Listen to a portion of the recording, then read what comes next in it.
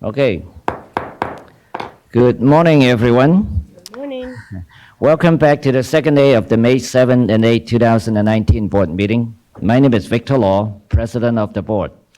As I call this meeting to order, I would like to advise all members of the public, both present or watching the meeting's webcast, that the board is a consumer protection agency subject to the Open Meetings Act. Members of the board may be using an electronic copy of the meeting materials. Please be advised that such members are using their devices for this purpose and are not communicating with each other via email or other electronic means. I would like to remind everyone present who is interested in receiving continuing education credit to remember to sign in and out on the designated sheet in the back of the room. The meeting is being webcast. We respectfully request that when called upon to speak, please come to the speaker's table and speak directly into the microphone. This will ensure those individuals watching the webcast are aware of all discussions and action. This morning, following roll call and establishment of a quorum, the board will convene in closed session pursuant to Government Code 11126C1. Upon conclusion of closed session, the board estimates it will reconvene in open session around 9:30. So now I thank you all for attending, and I look forward to a productive meeting. I would like now to take a roll call and establish the quorum. So let's start from the right-hand side with Cheryl. Cheryl Butler, professional member. Ricardo Sanchez, public member. Alan Shad, professional member. Greg Lippy, public member. And now Victor Law, professional member. Debbie Veal, professional member. Maria Serpa, professional member. Okay, a quorum is now established. The board will now move into closed session, so we respectfully request that all members of the public please leave the room.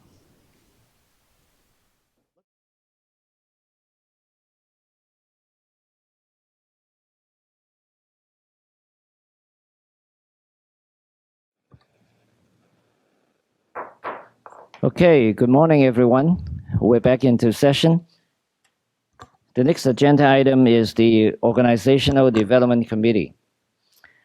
Item A, budget report and updates. Fiscal year 2017 and 2018. The Chief of Fiscal Operations for DCA recently released a memo regarding the fiscal system and the delay in the final 2017-2018 budget information. As indicated in the memo, due to challenges in the reconciliations and closing of fiscal year 2017 and 18, the year-end statistics will not be available until after June 30th, 2019. And attachment 1, you see a copy of the memo. For fiscal year 2018 and 2019, on June 28, 2018, the governor signed the budget for fiscal year 2018 and 2019. The new budget year began July 1st, 2018. The board's spending authorization for the year is $26 million, which is an 11.3% increase from the prior year. As previously noted, there continues to be a delay in receiving budget information due to the problems with the fiscal accounting system. Based on the preliminary reporting, the board believes it has received $19.6 million in revenues originating from the following: CC licensing, citation fines, cost recovery, and interest. Further, the board has expended $13.8 million through February 2019. The largest expenditure categories are detailed below. As you can tell on the graph, that personnel, enforcement, and travel. And below is also a summary of the fund condition report prepared by the department with the available budget reports. The fund condition assumes that the new fees will be in place no later than July 1st, 2020. And you see the fund conditions like from different fiscal years and how many months in reserve that we have. And also attachment 1 includes a detailed budget charts as well as the fund conditions prepared by the department. Any comments from board members, public members? If not, okay, I'll move on to item B. Board members' attendance information. Attachment 2 includes a summary of board members' attendance at committee and board meetings this fiscal year.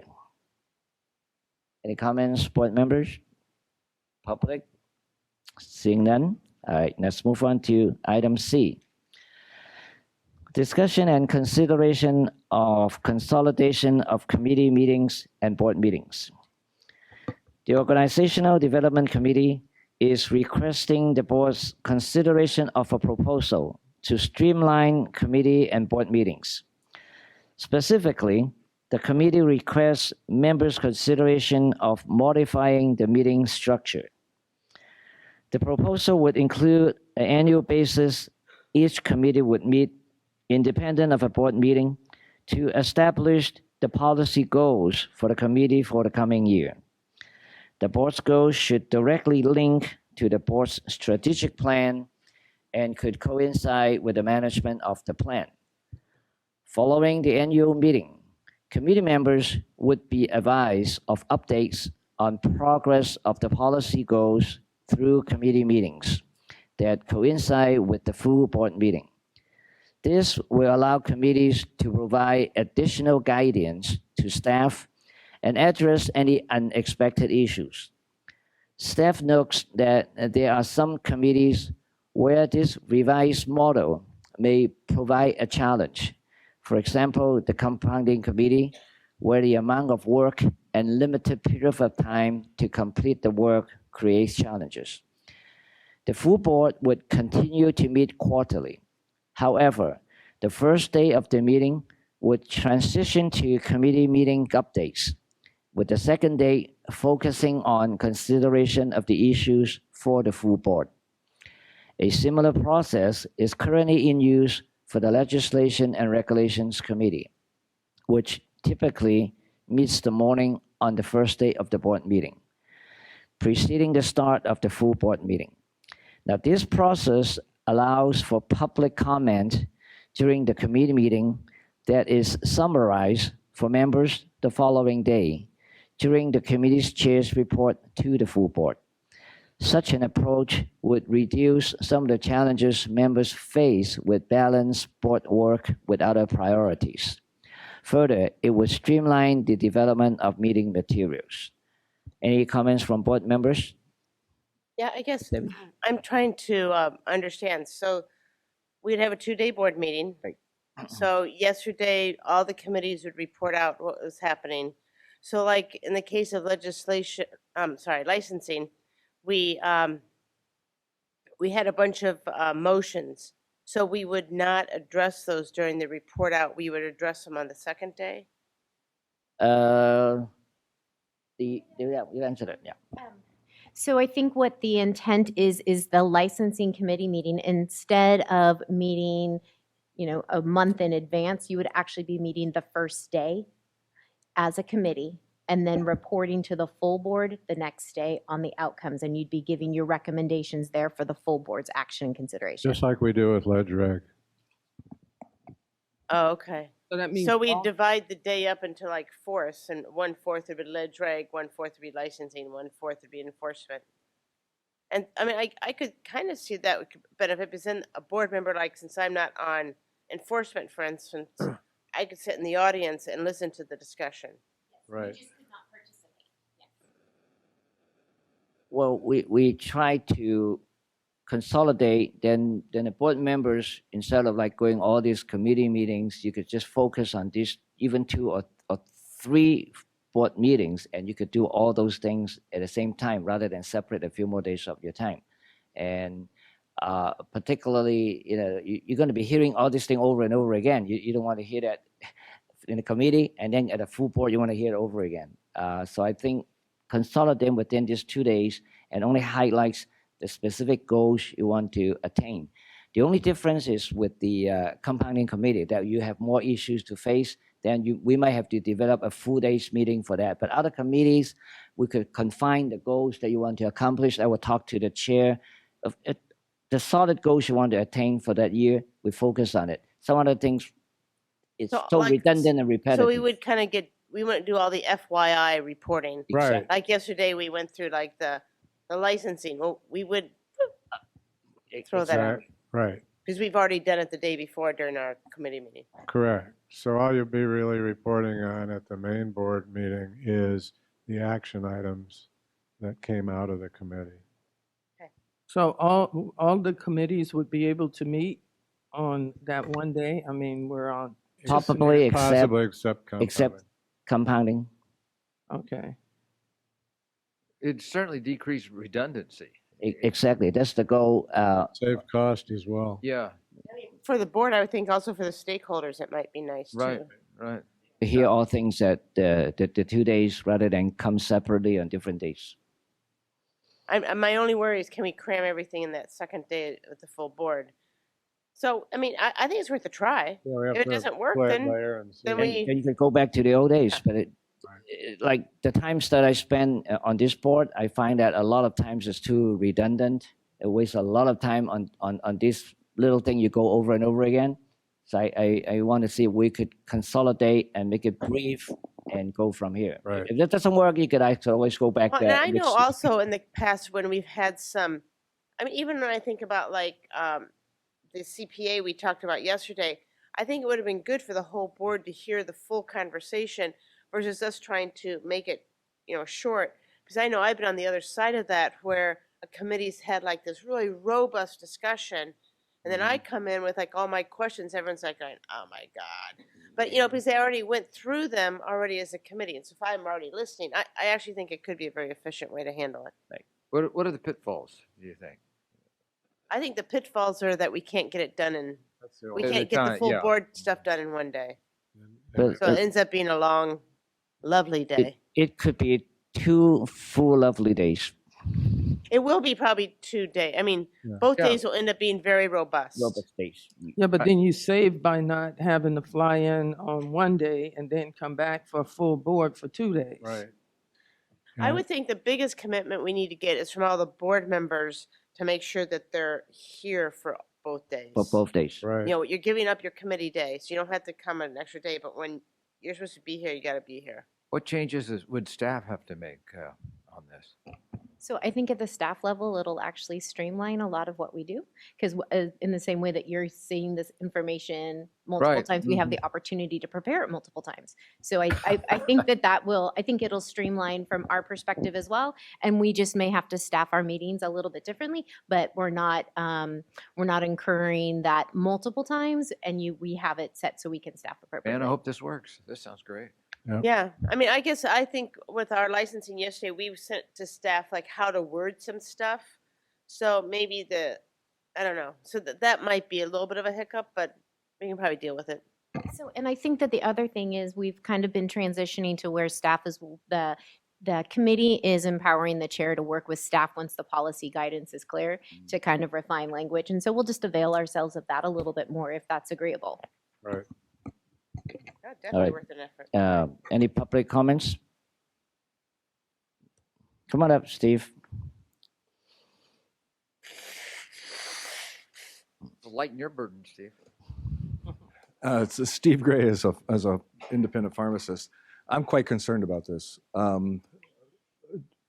Board Member Veal made the point. At the committee meetings, you can have time for robust discussion. You can have a conversation. If we think of the past meetings of the Enforcement Committee also, especially the Enforcement Committee in December, where we had to have robust discussion and it took well into a whole day. When I think of the Legislative Committee and all the possible bills that affect pharmacy, quite frankly, the Legislative Committee agenda was disappointing this year and has been.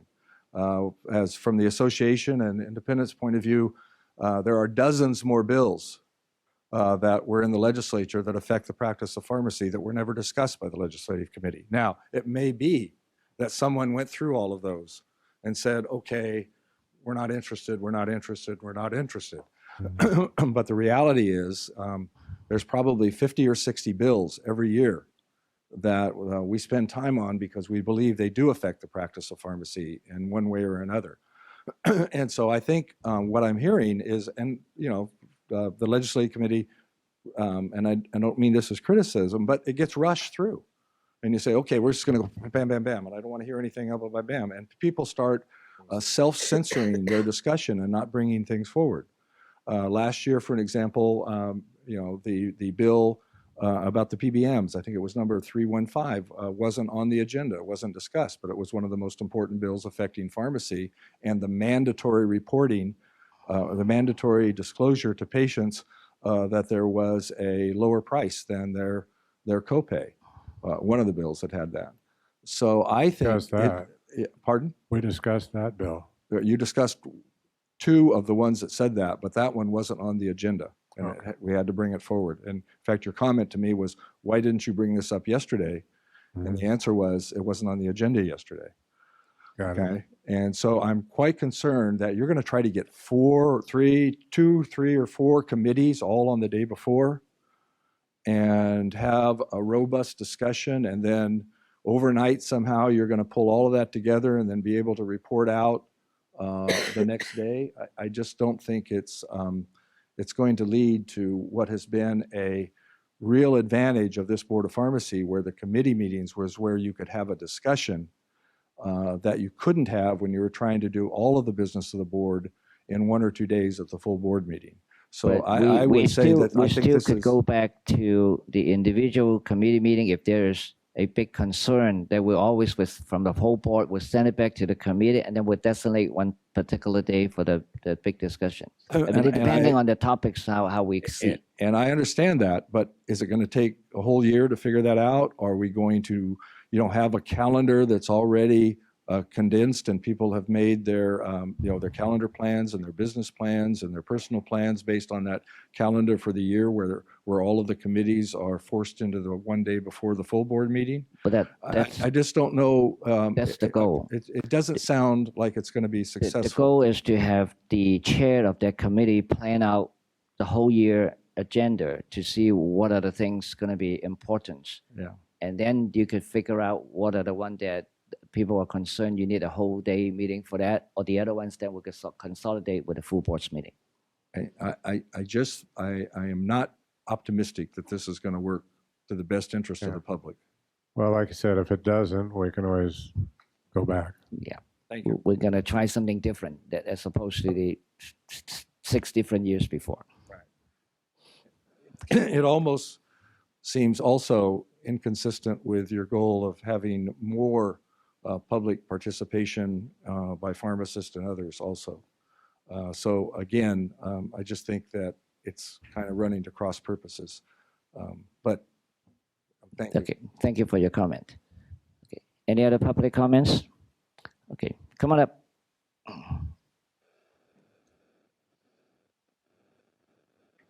Rob Geddes on behalf of Albertson Safeway. And I just want to point out to Debbie, I agree with her comments that from a stakeholder standpoint, being able to be here for 2 robust days would definitely be an effective thing.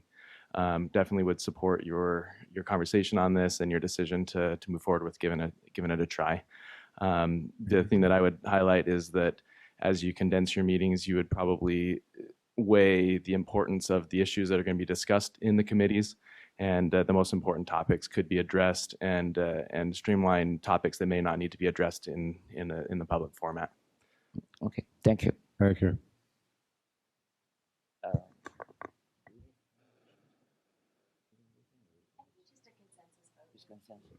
Well, I think the question is if there's anything to the contrary in your member procedure manual. I don't recall that there is, so I think It's okay. the members are comfortable with it. Okay, We don't need a vote. we don't need to vote, right? Yeah, although, did you vote on the committee? You don't normally vote on No. committee meeting dates, right? So, No. okay. Okay, that's good. All right, in that case, let's move on. Move on to agenda item number D. Discussion and possible action to adopt a support presidential decision under Government Code Section 11425.6, ESI Mail Pharmacy Services Inc., DBA Express Scripts, the Board of Pharmacy Case 44657. Staff recommends the board actions to adopt as a presidential decision the ESI Mail Pharmacy Service matter. As indicated in the memo, the board issued a citation to ESI Mail Pharmacy Services, Inc. for violations of California pharmacy law. ESI is licensed with the board as a non-resident pharmacy. On appeal of the citation, ESI argued that the board lacked the jurisdiction to cite for a violation of pharmacy law. Rather, ESI asserted that the board could only cite for violations of the resident state laws. But the board was successful on the appeal. Provided in attachment 3 is a memo from DCA counsel Kelsey Pruden, providing some detail on the matter as well as the decision. And comments from board members? Any comments from the public? And we need this is a motion item, so we need approval from the board members. So I need a motion. Motion by Ricardo, second by Greg. Any further discussions? If not, all those in favor, please raise your hand. Unanimous? Okay, motion is carried. Thank you. And move on to agenda item number E. Update on the implementation of the acceptance of credit cards for renewal payments. On December 17, 2018, the board implemented the online credit card renewal payment process for pharmacy technicians. Between December 17, 2018 and March 31st, 2019, the board received 2,218 pharmacy technicians' renewal payments through the credit card process. On February 27, 2019, the board implemented the online credit card renewal payment process for pharmacists, including advanced practice pharmacists. Between February 27 and March 31st, 2019, the board received 193 pharmacist renewal payments through the credit card process. This process will be implemented for designated representatives in May 2019. Any comments from board members? From the public? All right, seeing none, let's move on to item F. Discussion of Assembly Bill 434 related to accessibility standards. Assembly Bill 434 states that before July 2019 and biannually thereafter, the director of each state agency is required to post on the homepage of their website a signed certification that the agency website is in compliance with specific accessibility standards. The Department's Office of Information Services has developed standards that each board and bureaus must meet to ensure that all DCA websites are ADA compliant on July 1st, 2019. Meeting compliance guidelines is proving challenging in some areas and has resulted in delays in posting materials. In addition, current elements of the web page would need to be eliminated. For example, the board's web page currently uses a Google Translate function. Regrettably, this functionality will no longer be supported in a manner that is consistent with ADA guidelines. Further, the board's calendar of events will need to be removed as well. Staff is exploring different options to reestablish some of the capabilities. Board staff is striving to maintain as much of the current functionality and posting and will keep the board appraised. Long term, we are hopeful to reassess the functionality and enhance the website's utility where possible. Any special comment, Ann? So I think we just ask for patience as we're continuing to transition. We're learning a lot. Standards are changing, and so we're trying to keep apprised of all of those changes as well. And once we get stabilization in some of them, we'll try to restore some of the previous functionality if we can find a way to do it to meet the ADA compliance. So we thank you for your patience, and we thank you for your patience. Any comments from the public? If not, okay, let's move on to agenda number G, Sunset Report and Update. About every 4 years, the board undergoes the Sunset Review process. As a precursor to the process, the board is typically asked to prepare a report. Although the board has not received its formal notice requesting preparation of the report. Staff believes it will be forthcoming. It is anticipated that the report will be due the end of the year. The preparation of the report takes several months and is an opportunity to provide information for the legislative oversight committees to learn about the board achievement related to its mission. Currently, board staff is preparing various data sets that it believes will be required as part of the reporting elements of the report. The data will also provide some of the context from which the board can highlight its achievements. As the board prepares to undergo the process, the board's strategic committees may wish to consider possible issues to highlight during the sunset process. Further, the board may wish to designate 1 or 2 board members that can provide guidance to staff on elements of the report. Once completed, the report will be provided to all board members for reviews and approval, which is expected late in 2019. Do you need any help on that end? If the board would like to express their preference as to who staff can check in, a couple of different possible options is having staff work with the president and vice president on those, or if you want it done at the committee level, the committee chairs. Just preference would be helpful. I'm okay. Greg, how about you? Greg is fine. So you can work with both of us. Okay. All right. Any other comments from board members? Public comments? Seeing none? All right, let's move on to personnel update. The board currently has 11 vacant positions detailed below. Executive officers, 3 inspector positions, 2 licensing positions, 4 enforcement positions, 1 administrative position. Any members, public members, comments, board members comment? All right. We're obviously recruiting for all those openings. Yes, we had to delay recruitments on some of them due to some budgetary concerns, but yes, we are shooting to, well, I can't speak to the executive officer one, so aside from that one. We're discussing The that other ones later. we're working to recruit and hope to have the positions filled as early, as close to the beginning of the fiscal year as possible. Good, thank you.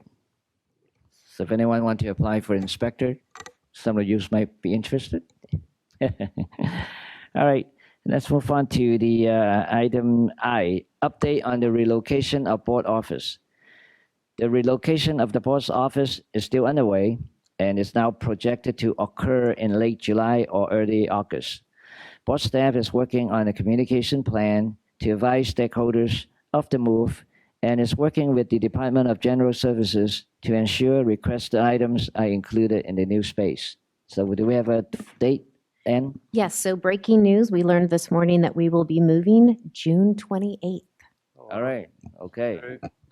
We have like committee or maybe those committee meetings are going to get relocated. Do we have meeting facilities like this there, or will we be coming back to this location? So for full board meetings, we'll hopefully be able to still use this. There will be a smaller meeting for a smaller meeting space that we can use sometimes. Okay. All right, public comments? Seeing none, let's move on to J. Update on the Controlled Substance Utilization Review and Evaluation Systems, also known as CURES. It's on attachment 4.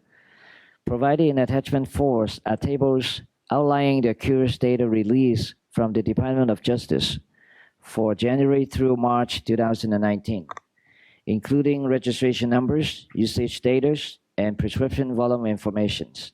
So over 9.6 million controlled substances prescriptions were reported to CURES in the first 3 months of 2019.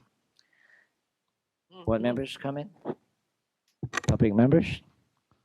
Okay, let's move on to item K.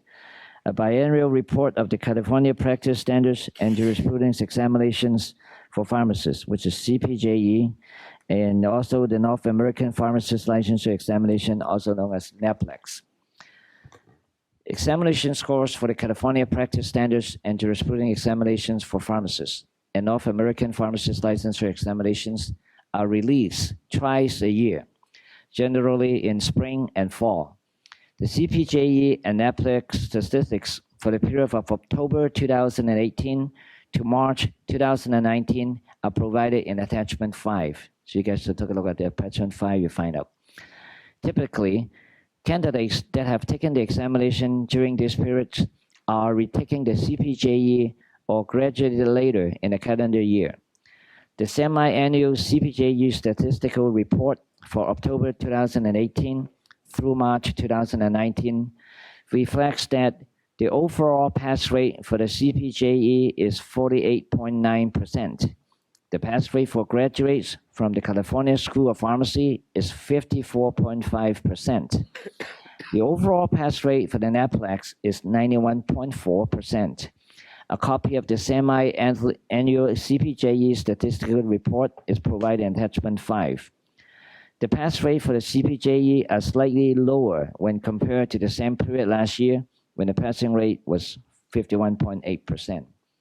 Any comments from board members? And from the public? None? Okay, let's go to agenda item L.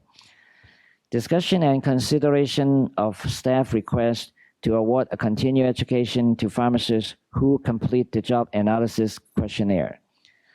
Pursuant to Business and Professional Code Section 139, the board is required to complete an occupational analysis periodically, which serve as the basis for the CPJE and the competency committee, in concert with the board's contracted psychometric firm, has initiated development of a job analysis questionnaire used to complete the occupational analysis with the board's contracted psychometric firm.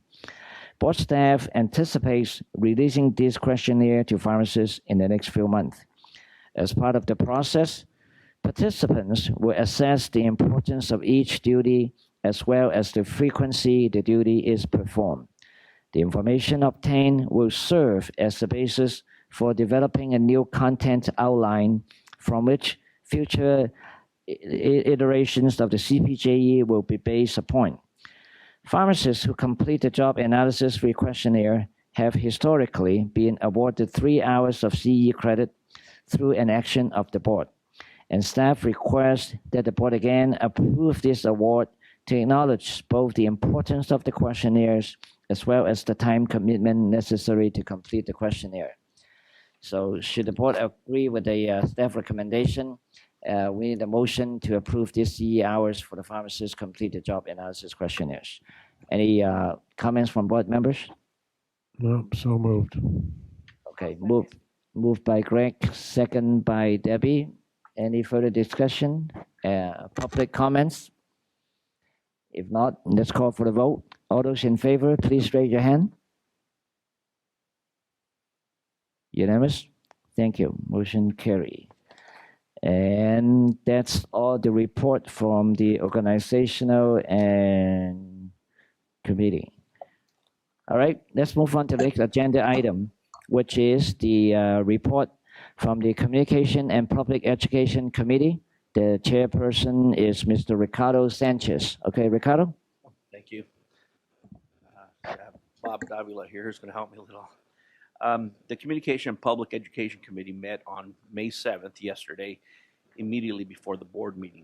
Our first item was a discussion and consideration of policy on subscriber alerts. A little background on that: the board uses listservs to send information specifically for facilities, pharmacists, intern pharmacists, pharmacy technicians, and designated representatives via subscriber alerts.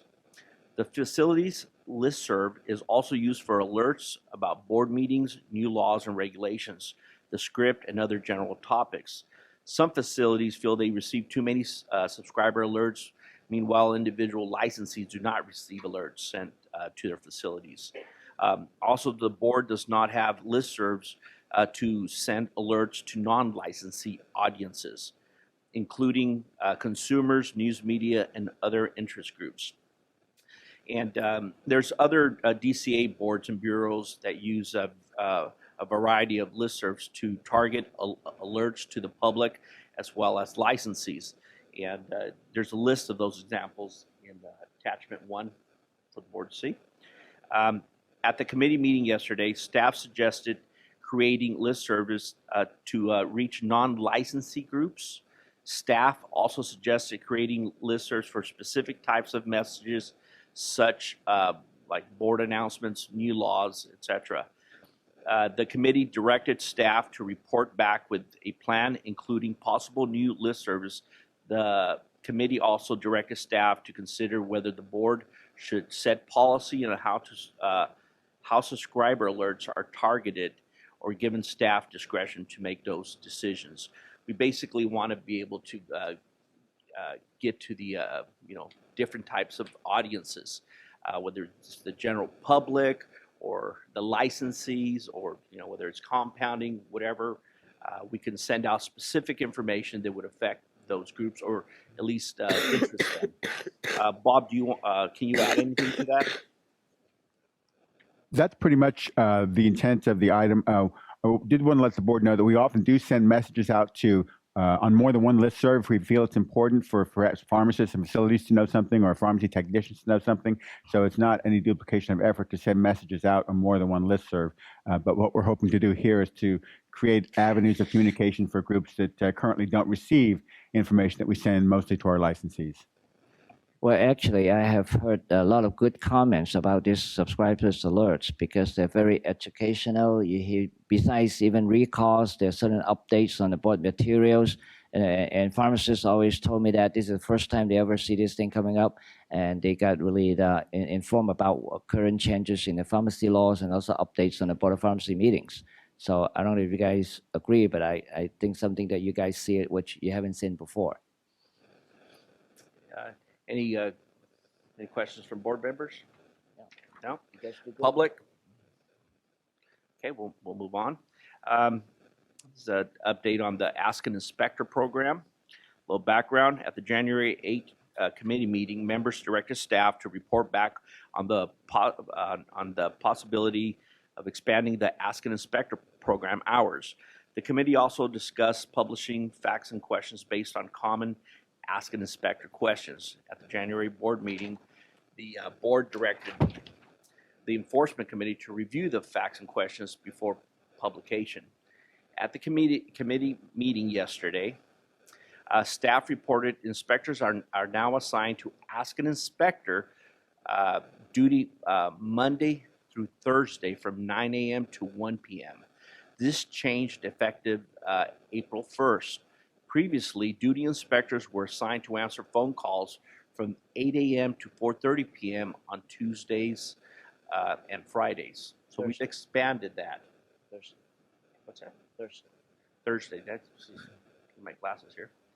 Okay, but we're basically making it more accessible and more convenient for the licensees and the public to be able to call in and get answers, and making our inspectors available. In addition, staff has drafted facts and questions about controlled substances, the most common type of Ask an Inspector questions. The facts and questions are undergoing legal review and are expected to be presented at the Enforcement Committee meeting on July 2nd. The committee asked staff to report back on whether the number of Ask an Inspector calls has changed since the expanded hours began. So we're going to keep track of them and hopefully see how we can keep improving on it. The goal is to communicate better with the licensees and also the public, and get vital information out. And it is something also very well received by pharmacists, that instead of like Tuesday and Thursday, you could go every day, Monday to Friday in the morning. It's a lot of times, I got calls from pharmacists about these questions. I go, well, we call the inspector Monday to Thursday, is which easy then to tell them Monday to Tuesday or Thursday, but today is Wednesday. You cannot call until tomorrow. So this is something that I would thank your committee. That was Monday through Thursday from 9 a.m. to 1 p.m. Yeah, thank you. Okay, and I like at CPHA convention, the board was passing out the cards for Ask the Inspector, and I thought that was really good. Any questions from board members at all? Okay. Public comment? Okay, we'll continue. Discussion and consideration of educational materials for consumers and licensees during declared disasters. And I'm going to have Bob Davila expand a little bit on that.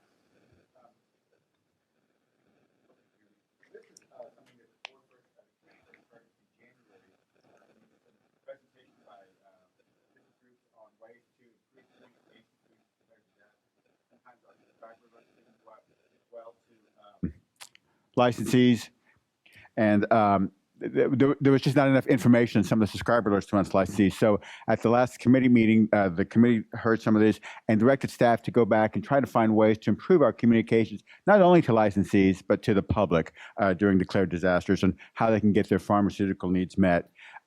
The committee reported on this to the board in January, and there was some also interest expressed by some board members on possibly considering awarding CE to pharmacists who volunteer their time to serve during declared disasters in shelters and mobile pharmacies, anywhere where patients are seeking to get pharmacy services met after they've been evacuated from their home. So this is what the staff took back as our charge. And one of the things we've done is to look at how we provide communications to our licensees and the public. A key component of that is our Twitter account, which again gives us an opportunity to reach consumers that we currently don't have. Twitter is often used by individuals and a lot of agencies during emergencies and disasters for asking questions and getting answers to people directly. So we believe this is really going to be helpful to us.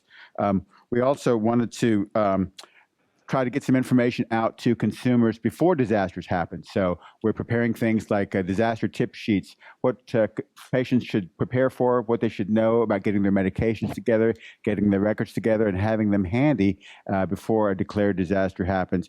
And we've drafted a prototype. That's an attachment too, I believe, in your materials.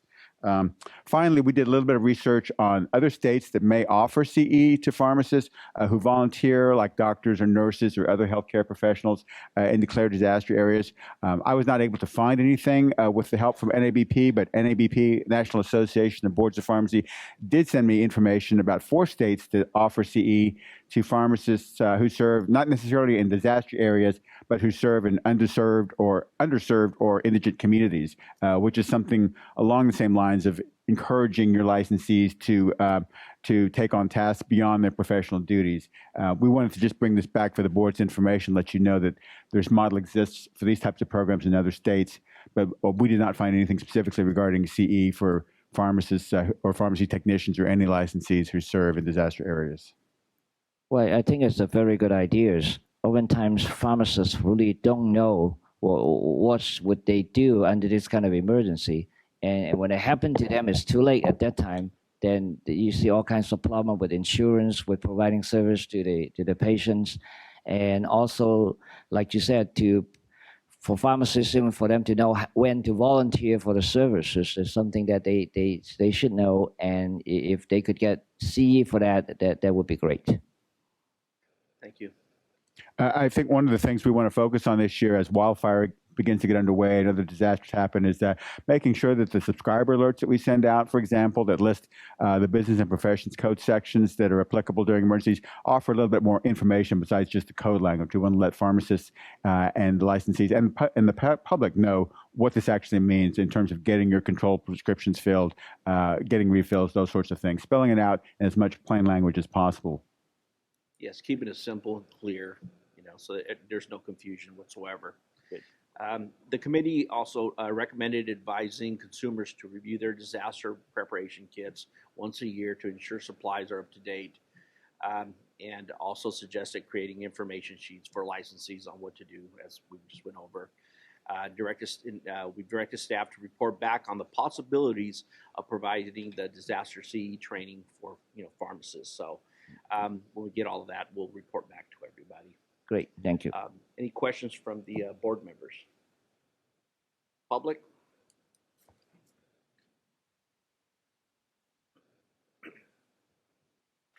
Steve Gray is an individual pharmacist. I just want to share with you some information you may not know about. There are some local agencies that, in order to reward their volunteer pharmacists, they give CE. They pay for it. They pay the speakers. They pay the expenses, and they award CE. They get it accredited through either ACPE or through the California system for accreditation. And that might be something that you, if you decide not to give CE, or even if you do, for their participation, it is something that is appreciated by those pharmacists. And I've been doing it now for the County of Riverside for several years. And they have a steady cadre of pharmacists, therefore, that are readily prepared, and they do training exercises and so forth. And so their pay for that, besides a modest meal, is they get at least 2 hours of annual law update CE for that service. So suggesting this to counties or cities or other organizations that there is a way, and I believe that CSHP, or maybe it was Loma Linda University, I don't remember, they do the CE processing for free also, so it doesn't cost the organization the fees that would normally be assessed by the accrediting agencies. Could you forward those information to Bob so he could have that in place? Yeah. Thank you, Steve. Okay. Any more comments from the public? Seeing none, we'll move ahead. Update on communication and public education activities by the board's staff. Staff reported the current issue of the newsletter was published in March. Work is underway on the next issue, which is expected to be published this summer.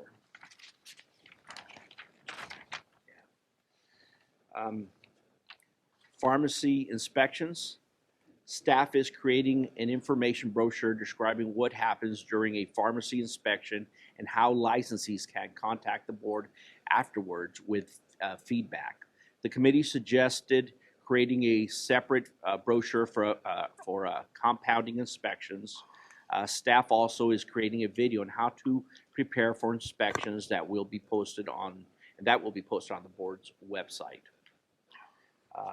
Any comments from the board members? Public?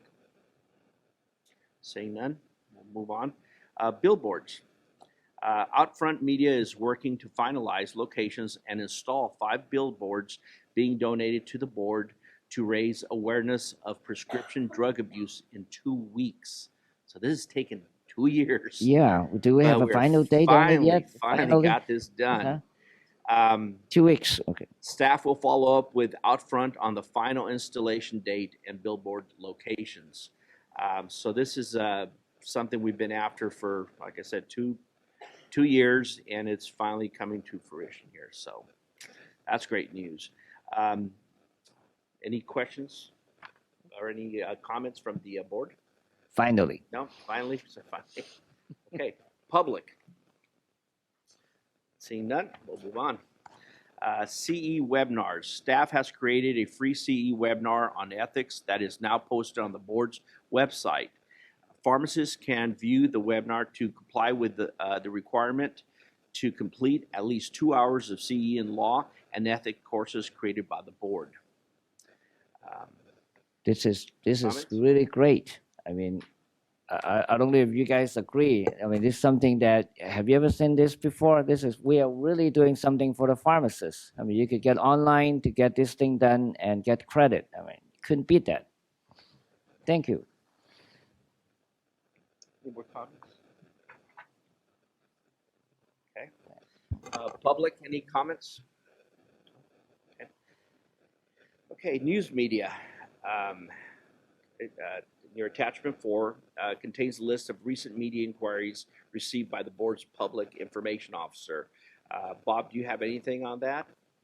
No, just wanted to let the board members know that we do get requests from the media from time to time for issues related to pharmacy law, and we typically list those at all board meetings and committee meetings to keep you informed of who we're hearing from.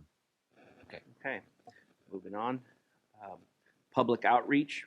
Staff provided training at CE events hosted by the board on February 23rd in Clovis and April 6th in La Jolla. Additional public outreach activities are listed in your attachment number 5. And then review and discussion of news or journal articles. For the board's information, and that's your attachment 6 that you have, there's news articles on pharmacy-related issues. We're basically trying to keep moving forward, getting some of the best ideas. finding ways to reach out to the public, to the licensees, and for any of you who have recommendations or see that in any way how we can improve, please let us know. Future meeting dates. The committee agreed to reschedule our next meeting from July 25th to July 24th to coincide with the board meeting. The last committee meeting of 2019 is scheduled for October 9th. And with that, I conclude my committee report, Mr. President. Okay, thank you, Ricardo, and the work from your committee members.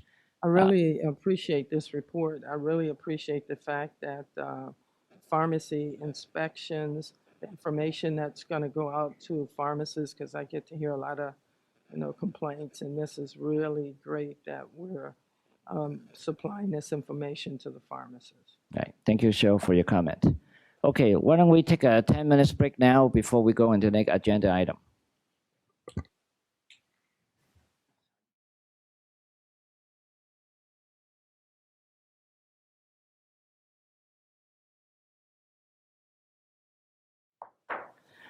Okay, we're back in session.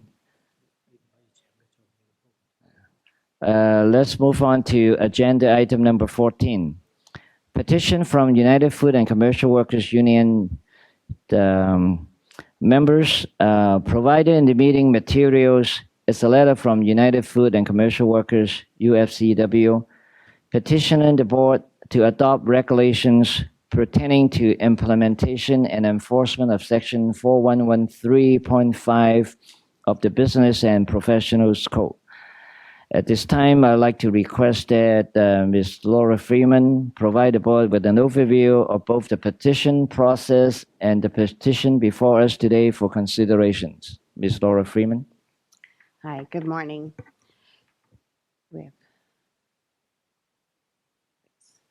I was counting heads to make sure you have your quorum.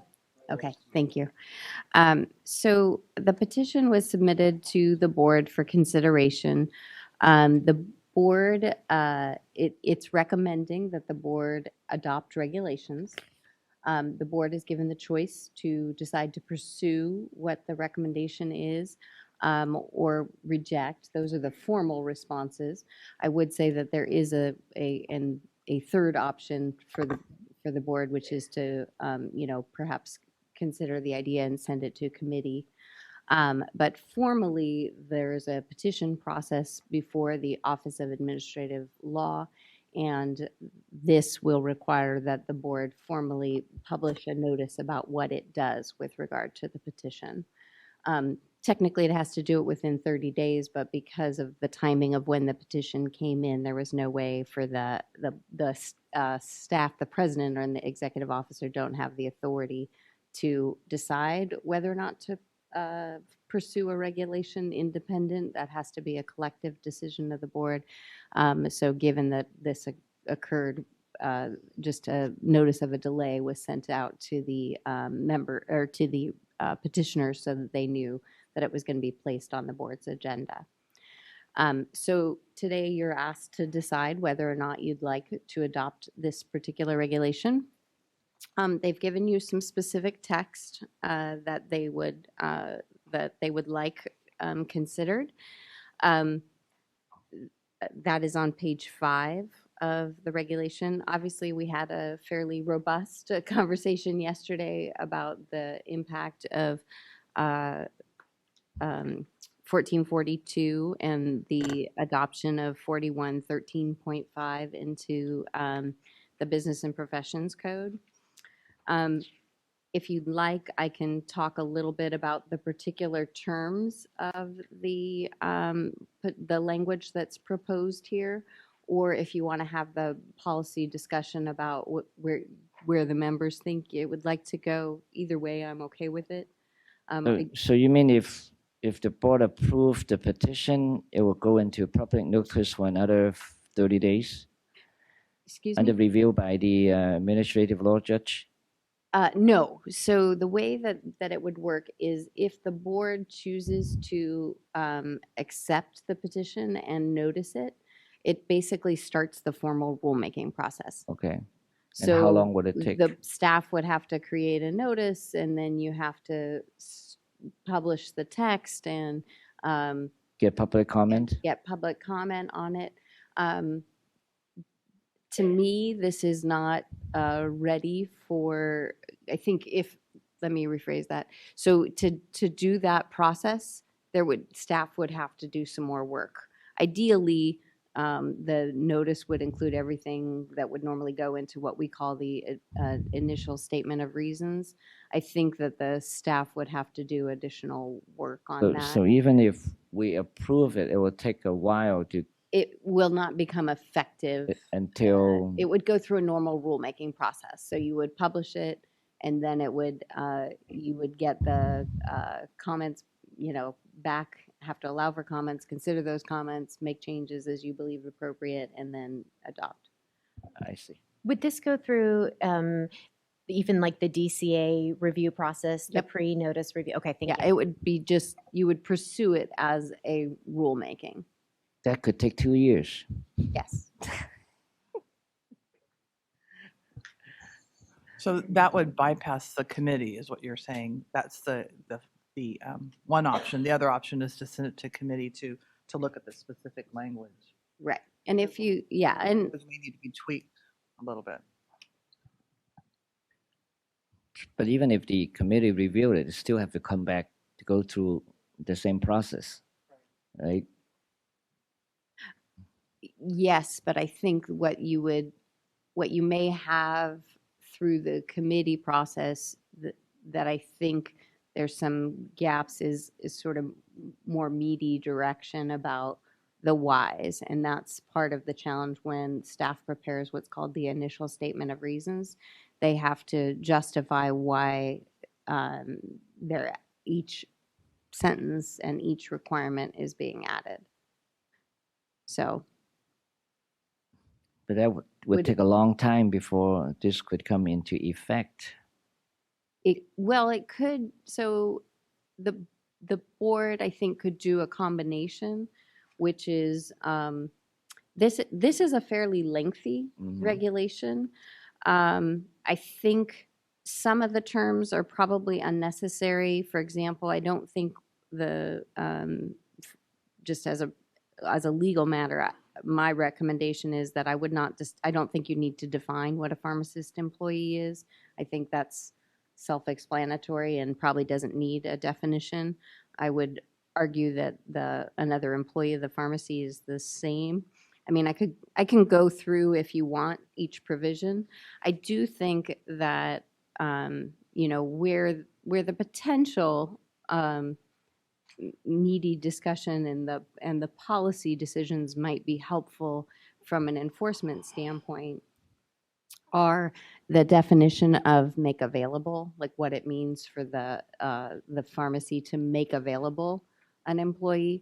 And it may be helpful to gather some more facts about how it's. I think the board heard yesterday that there's a concern about it and that's a problem, but it didn't really address what the employers or what the pharmacies are doing if that's the problem. In other words, is it that they're not trying, or is it that they're saying this makes people available and the pharmacist is saying no, this is not available? So the term made available, having somebody made available, could be defined. I think that this particular term could probably use some editing, but that's really a policy decision of the board. The other thing that I think the kind of in a bigger picture policy discussion is about sort of the documentation requirements or policies and procedures. So if, for example, in order to enforce, the board thinks that it may be helpful for the inspectors to be able to go into a pharmacy and see a policy and procedure, then that might be something that the board would consider doing. But again, to do that, you would have to do a regulation if you want to direct all pharmacies to have a policy and procedure that addresses this issue. how do you get help? How do you ask for help? How do you, those pieces. I think in the long run, this would help to have this in place. But for immediate remedy, is there any solution we could do on the enforcement part? So I think that at the staff level, you review each investigation on a case-by-case basis and make a determination with counsel, AG counsel, not DCA Counsel to the complainant, which is Correct. the executive Yeah. officer. So we, consulting with them, but understanding the board's policy in an area, whether it's in draft form or not, provides some factors or considerations that staff can use moving forward until there is a more definitive rules, standard rules of application that the regulation itself would promote. So we still need to scrutinize on all these wordings to have this as the basic facts. So as I understand the process, this would be what is before you. The ask before you is to use this language to promulgate a regulation. So I think some of the decision points for the board are the 50,000-foot view is, one, do you think regulation is necessary, right? And then from that, do we agree with the basic tenets that are included in there? Are those the right ones? And then 3, are there things that maybe we think should also be included that are not currently included in there, right? Other areas of the statute that maybe we think are ambiguous and the regulated public would benefit from additional guidance. And then I think the last thing is the language itself. Do we agree both with the policy that's being put forward as well as the language that's being used? I think because of the lack of compliance and the apparent confusion, we definitely need regulation for this. So the question is, what regulation do we need? And I think that's where we're at right now.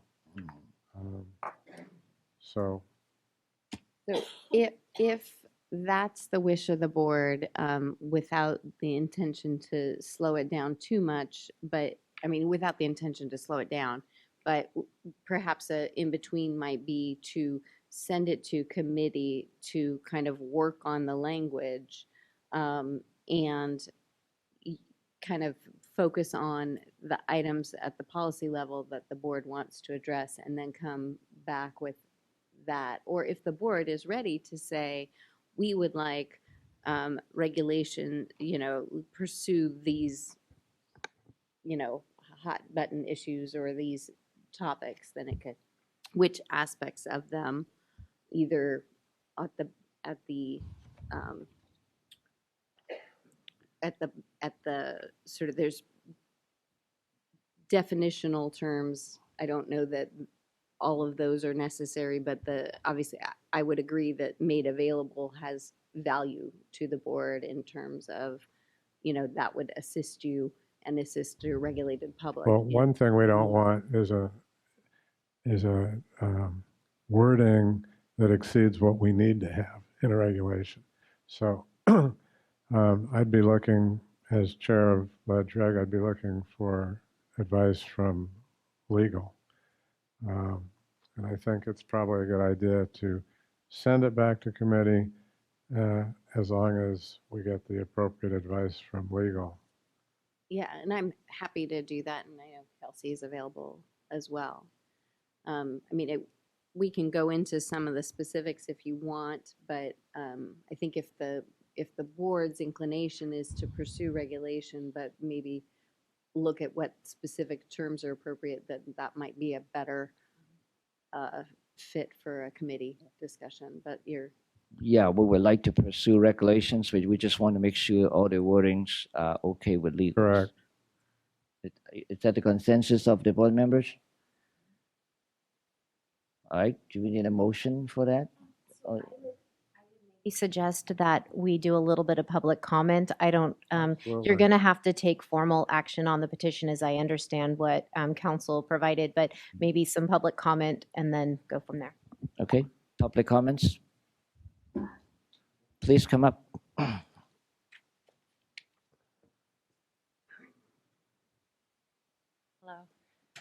Hi. Hi, my name is Jean Drexler, and I've been a pharmacist for 36 years. And for the past 26 Yeah, years, put it, yeah, Thank strict the microphone, yes. Okay. okay. My name is Jean Drexler. I've been a pharmacist for 36 years, and for the past 26 years, I've been employed as a pharmacist at a local grocery chain. I was a strong advocate for State Bill 1442 from the very beginning. I, along with my fellow pharmacists and coworkers, strongly supported the bill because we knew it was crucial to protect consumers and the public health. I am grateful today to have an opportunity to speak to the board and address how this law has been enforced in the last 4 months. Previously, we were working alone most of the time and required to do tasks like filling needed prescriptions, calling doctors and insurance companies to make sure the prescription was correct and covered, answering questions from patients about their medication, and counseling patients on vaccinations and birth control. And doing all this at the same time while working the cash register, performing clerical functions, and even cleaning the pharmacy, including the bathroom and taking out the trash. We felt completely overwhelmed.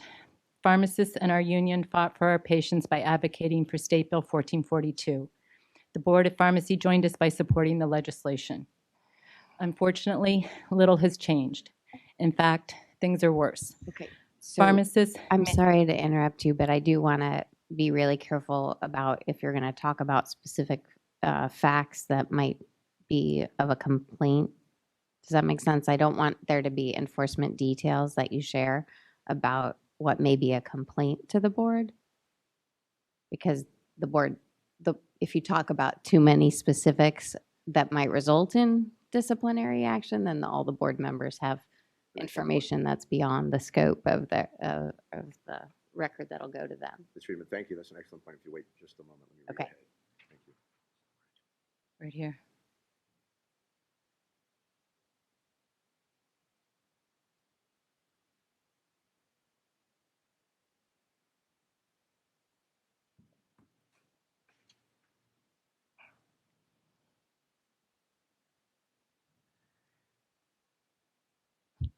Oh, and I need to remind people who come up to speak, please be mindful that, we have this many people, so please be brief.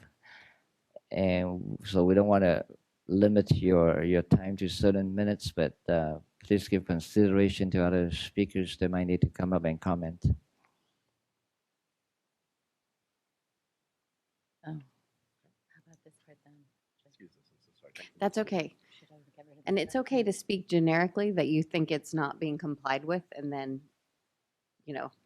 it's, if that's where I sense you're going, It is. not to put words in your mouth. Thanks for your patience. Okay.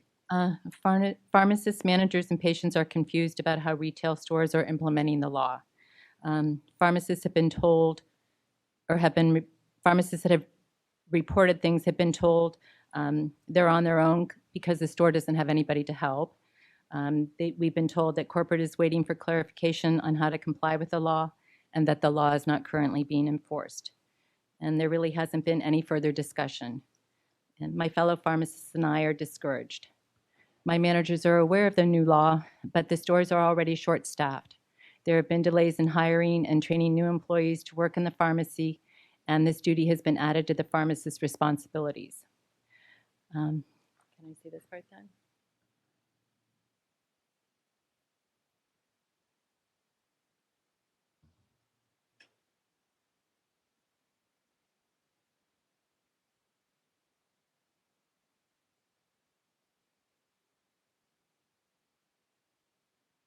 Okay. One time while a pharmacist was working, a clerk walked off the job in the middle of the shift and went out on leave. While they were out for a month, the pharmacist worked 14 shifts completely alone, including back-to-back 12-hour shifts. The company did not have a plan in place to cover for the clerk's entire leave of absence, nor did they make one knowing fully well they would be out for a long time. In these situations, it is the patients who truly suffer. Many of the customers repeatedly complained, even to corporate. They did not understand why or how the pharmacist could work alone for so long. So those are very specific facts. Can you, I understand what you're saying, which is that you feel that the law is not being complied with, but they sound like a specific complaint to me. Okay. Also, one thing I wanted to let you know that in committee yesterday, we heard a number of people testify on the same, with similar facts. And so I just want you to understand we do get it. And that is why we are in favor of regulations. Okay. So, like most pharmacists I have spoken with, I was hesitant to file a complaint. We're afraid of speaking up because of retaliation and replacement. My union, UFCW, has put forward a petition asking the board to clarify definitions in the law and help me and my fellow pharmacists focus on our core responsibility to keep our patients safe. Without the board's guidance, I'm afraid the new laws will be for naught. I strongly urge the board to adopt the petition before them in full to ensure State Bill 1442 is enforced for patient safety. Thank you. Thank you for your time. Thank you for your comment. Thank you. Mr. President, members, Ed Howard, counsel for UFCW. Push a button. Is the button on? Push it. Yeah. Is the green light on? No, thank you. Is Now it it is. green? Yeah. One more time, Mr. President, members, Ed Howard, legal counsel to UFCW. Thank you very much for your time and for your careful consideration of the petition. We welcome the trajectory of the board's discussion to refer the petition to a committee for further drafting. Our only request would be, for the reasons that I'll explain, that be preceded by a decision by the board to grant the petition in full, but refer it to the committee so that there's something for the committee to begin the discussion with, as opposed to starting all over again. And as I'll explain, I believe that you have ample legal authority to do just that without prejudicing your ability to change the regulations, to delete them, to gut them, to rewrite them in any way that you like. So I'd like first to expand a little bit upon Ms. Friedman's really excellent explanation of how current law works here. Petitions for rulemaking are rarely used, and your counsel did quite a good job of explaining what the options are. The reason why you have the authority to do what we are requesting, which is to grant the petition in full, but refer it to the committee for additional work, simply using the petition as a baseline for your discussion, is because the key statute at issue, Government Code 11340.7, provides you extremely broad authority as to what to do with petitions for rulemaking. It says, for example, in subdivision B, that you may grant or deny in part the petition, but it also says that you may, quote, grant any other relief or take any other action as it, meaning the board, may determine to be warranted. As well, the statute is completely silent about what happens after you grant a petition.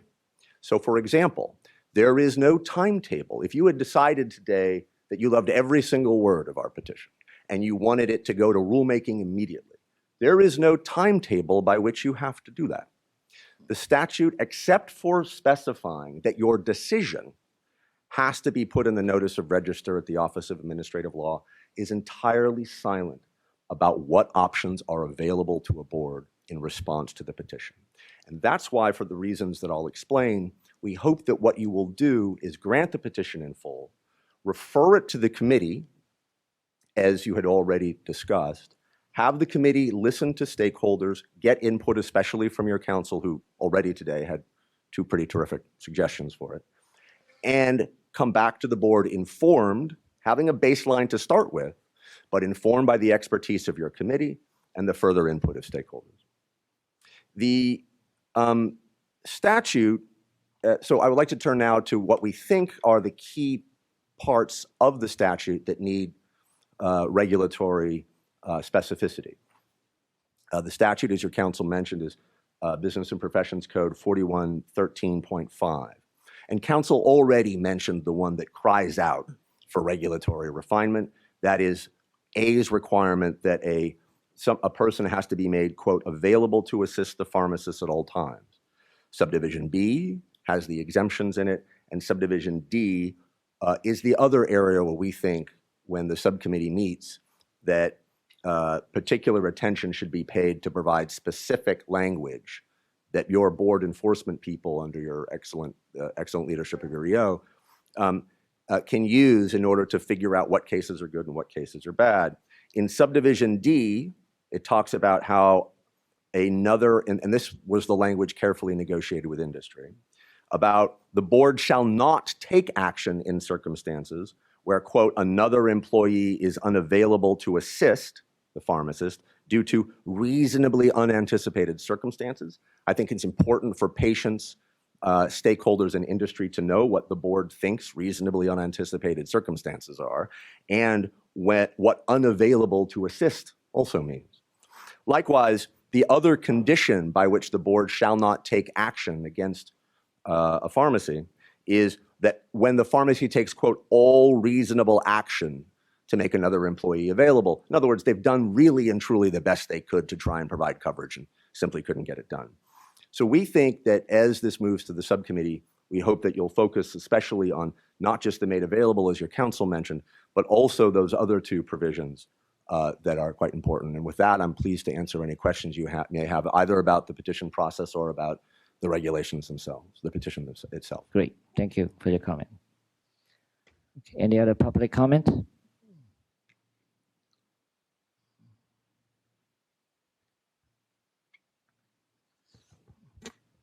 Now, please bear in mind that you have heard other speakers, so we wouldn't want to be redundant. So yeah, unless you have something new, we don't want to keep repeating the same thing over and over again. Okay. Just 30 seconds. Thank you. Hello, my name is Nandlal Mutwani. I'm the pharmacist at Rite Aid.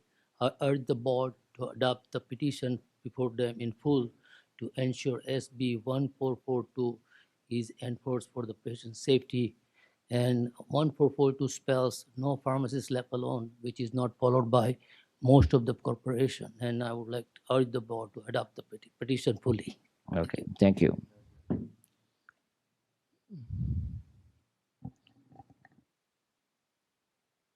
Hi. Hi, my name is Delphine Hicks, and I am a pharmacist at Rite Aid. I'm here to urge the board to accept the petition before them in full. SB 1442, the understanding was when a pharmacist has to be left alone that the store manager should make health available. But it happened that in the stores, the store manager, the front end himself is understaffed. So this is why I'm here urging the board to adopt the petition in full to ensure SB 1444 is enforced for patient safety. Thank you. All right, thank you. Any other public comment? All right, please come up. Hi, Jennifer Snyder on behalf of the California Retailers Association and the National Association of Chain Drugstores. Just a few comments on the proposed petition.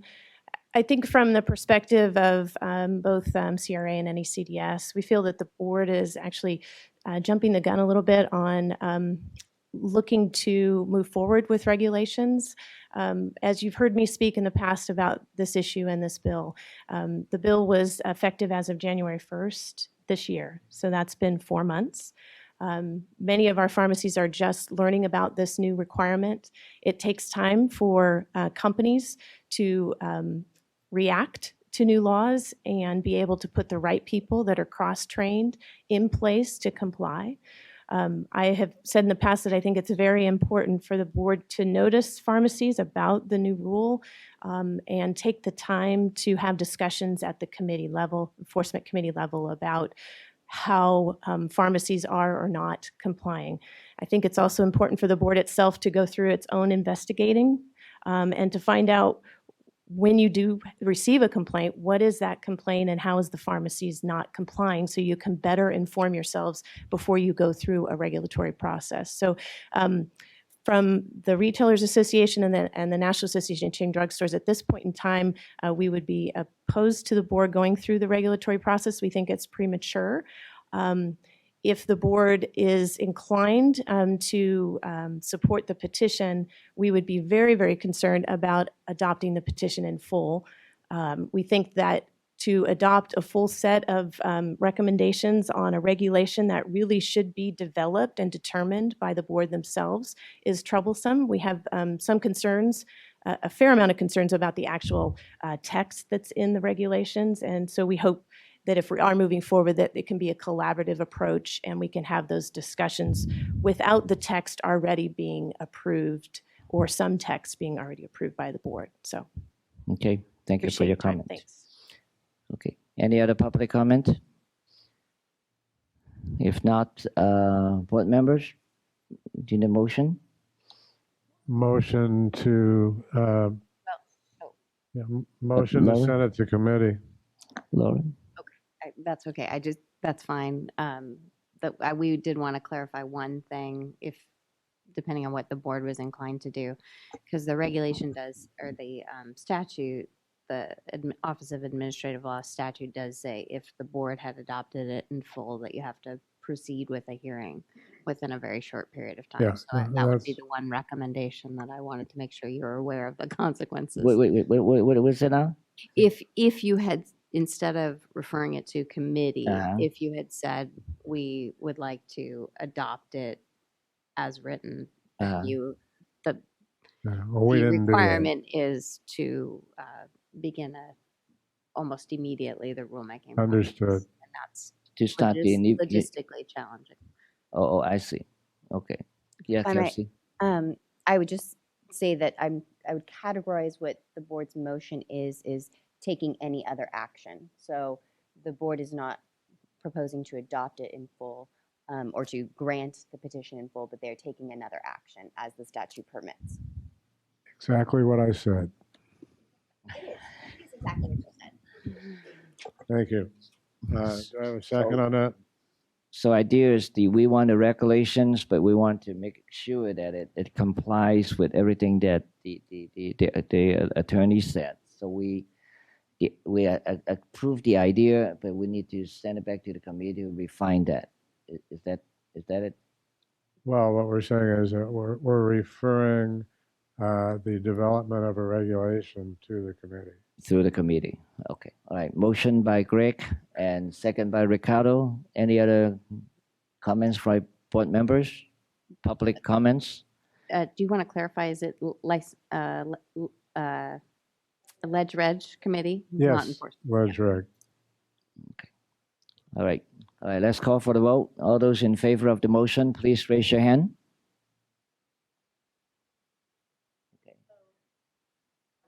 Okay. Oppose? Abstain? Sure. 1. Okay. Motion carry.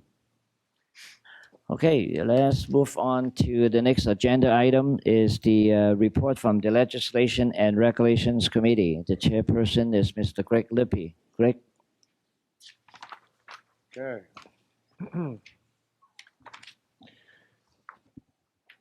I will be providing a report on the committee's meeting, which was convened yesterday.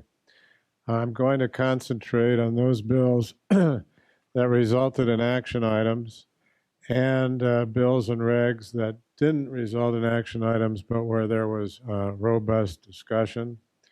At the end, I will ask for public comment on any of the bills that are in here that I did not discuss today. I'm going to begin with AB 387. AB 387, as amended April 22nd, 2019, would require a prescriber to include on the prescription the purpose for the drug unless the patient opts out. Further, it would require the board to reassess its patient-centered labeling regulations and provide guidance on the way a pharmacist should include this information. The committee received public comment both in support and in opposition to the measure. As part of the public comments, the committee was provided with historical perspective on the issue, including the results of surveys conducted that indicated patients' desire to have this information included on prescriptions. Further, it was noted that such information provides necessary information to caregivers and can ensure more meaningful patient consultation.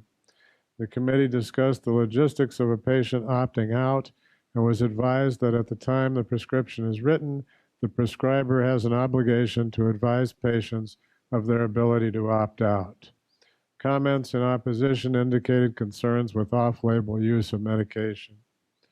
The committee's recommendation Well, we had two recommendations. One was to establish a support position, and the other was to refer to the Communication and Public Ed Committee for development of education materials for consumers and licensees about the current requirements of the law and the value of including the purpose of the medication on a prescription and prescription label. So, And what is there a position by the medical board?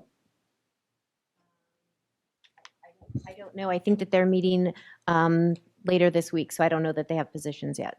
Oh, okay. okay, so again, the committee's recommendation is to establish a support position. Okay. Any public comment? None? Any Okay. board Do you comment? need, all right, that's the committee recommendation. Any other board members comment? If not, let's call for the vote. All those in favor, please raise your hand. Unanimous? Okay, motion carry. Thank you. The next bill, AB 528. As introduced February 13th, 2019, this measure would require reporting to cures within 1 business day. As indicated in the analysis, the board voted to sponsor a similar provision.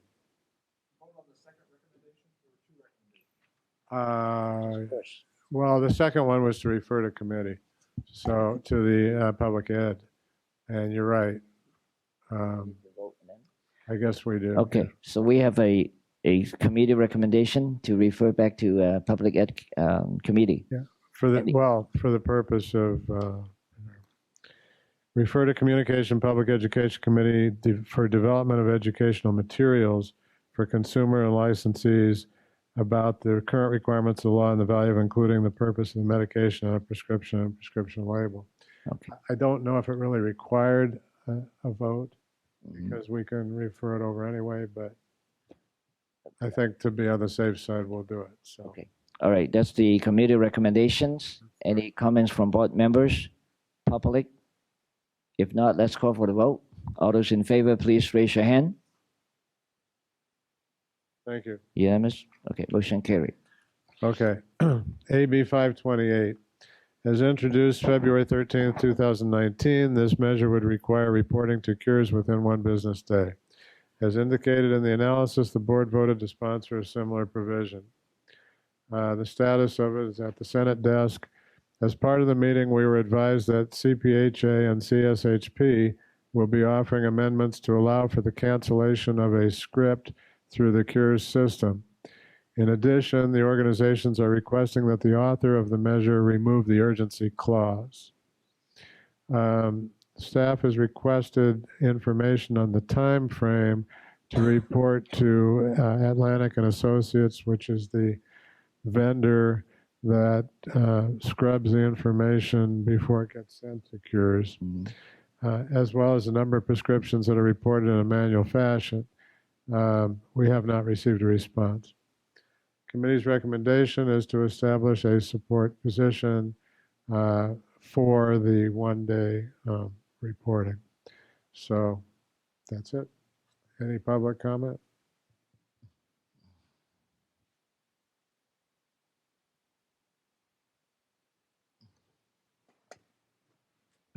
Morning, board members. Danny Martinez with the California Pharmacists Association. Just want to reiterate, yes, CSHP and CPHA are working jointly to put this language on the reverse cancel transactions into the bill.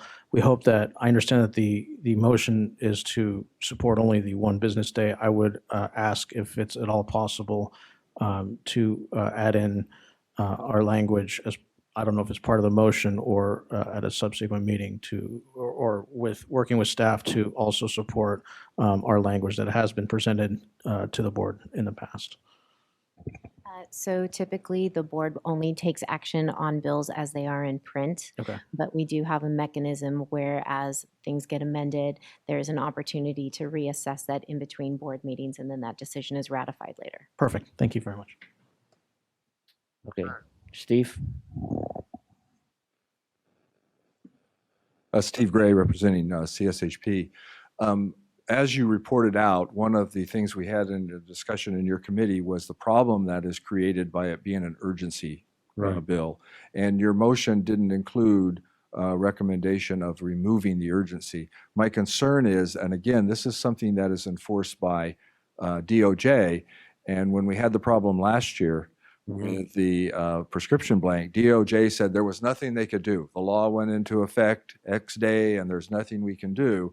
And the board had to come through and have a long discussion about, enforcement discretion and all of that. The reality is it takes time to change systems to get something done in one day.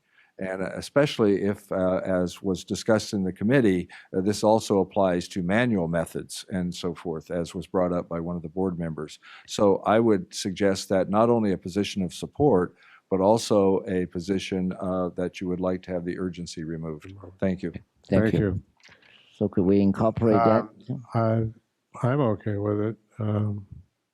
But again, it changes the committee. It changes the recommendation. So you need a new motion. Do we need, if we want to do that, do we need to vote down the recommendation, or do we just change it? So I think the sort of parliamentary wise, I think it's okay if you want to amend it, but then I think you just get a second on it to be consistent with your practice. Okay. But I think your interim executive officer might have suggestions, because it sounds to me like the modification is kind of, the modifications that were being discussed is exactly what we just talked about, how usually the board only addresses what's in print. But I think my impression from the committee is that removal of those provisions would not change the committee's recommendation. Yeah, I would suggest that we retain the support position as the bill is, and recognize that sometimes constituencies have different challenges. When we were initially supporting this bill, I think that there's opportunities for implementation to be secured. So I would suggest that I can offer that as a suggestion, but I would not suggest that that impact the board's position on the measure itself. In other words, you wouldn't change it to support if amended. Does that make sense? So you're going to support the bill, but you can. So, yeah, You because bet- it I would don't have think- to be a supportive amended if we were to strike that provision. Right, but. Okay, then I'll stick with the, But you want them to amend it, because if they don't want to amend it, it will go into effect and it will cause us a lot of problem Yeah, to enforce too. I'm So I think it's good with it. Yeah, okay. right? Okay, then I will say, Critical for them to amend it. Otherwise, we face the same problem as the 1173. agreed. Okay, so I will change the recommendation, but I need a second. But that's the then you need a new motion. Okay, so motion. I don't need a new, I just need a second. Okay, you need a second on the motion. Okay. Is there a second Need to a second. remove the urgency provision? I'll second. Second by Cheryl. Okay. Any further board discussions? All right. If not, let's call for the vote. All those in favor, please raise your hand.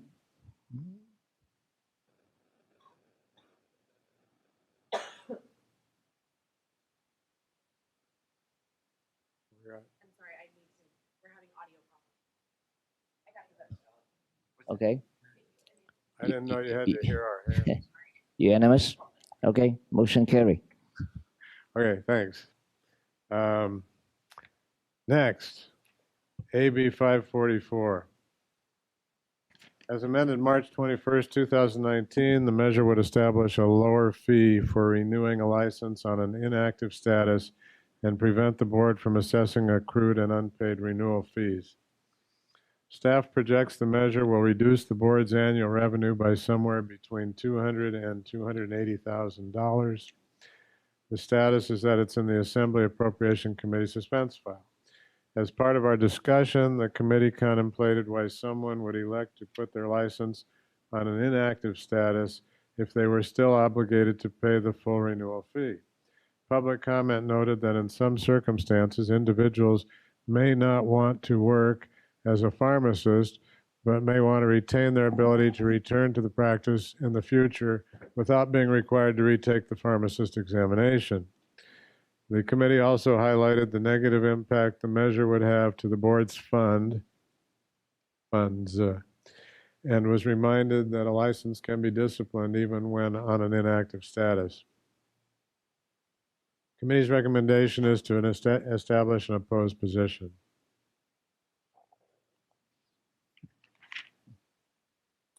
So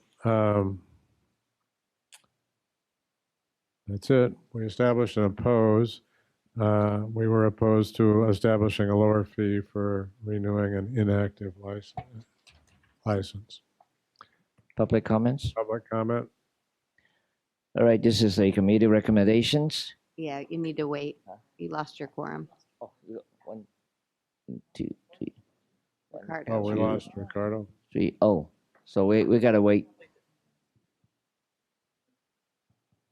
Is he? Oh, he's just back there. Oh, okay.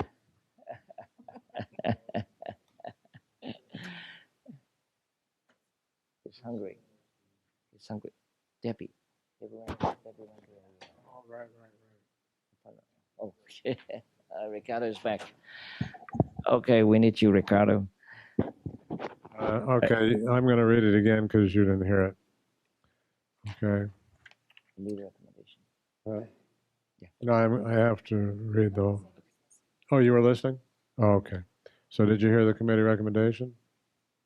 To oppose the bill that would lower a fee for renewing a license for somebody who's on inactive status. Okay. Okay, so this is the committee recommendations. Any other comments from board members, public? If not, let's call for the vote. All those in favor, please raise your hand. Unanimous? Okay, motion carry. Okay, great. AB 613, as introduced February 14th, 2019, the measure would provide that DCA programs could increase any fee authorized in an amount not to exceed the consumer price index for the preceding 4 years. Under the conditions, the board would provide the calculations to the director for approval. Staff notes that the measure would provide the board greater flexibility to increase fees consistent with the consumer price index and would streamline the process. Committee discussed the benefit of the streamlined process being sought in this measure and was advised that the board will retain the option to pursue fee increases as it is doing so now. Committee's recommendation is to support. Do we have any public comment? Board comment? Okay, this is the committee recommendations. Any other comments from board members, public? If not, let's call for the vote. All those in favor, please raise your hand. Unanimous. Okay, motion carried. Magnanimous. AB 690. As introduced February 15th, 2019, this measure would cut, wait a minute. No, we didn't have an action on that one. I'm going to skip it. Next is AB 1076.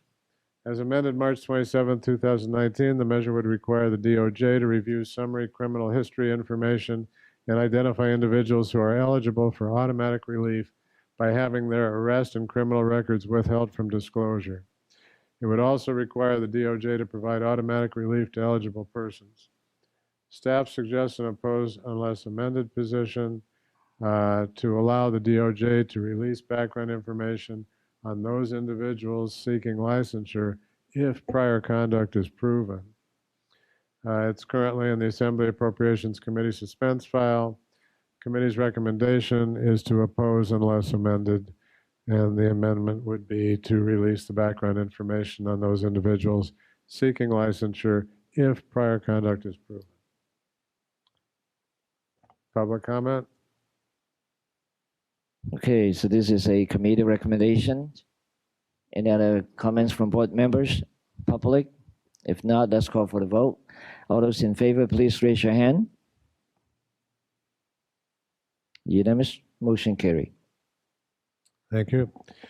AB 1131, as amended April 11, 2019, the measure would establish comprehensive medication management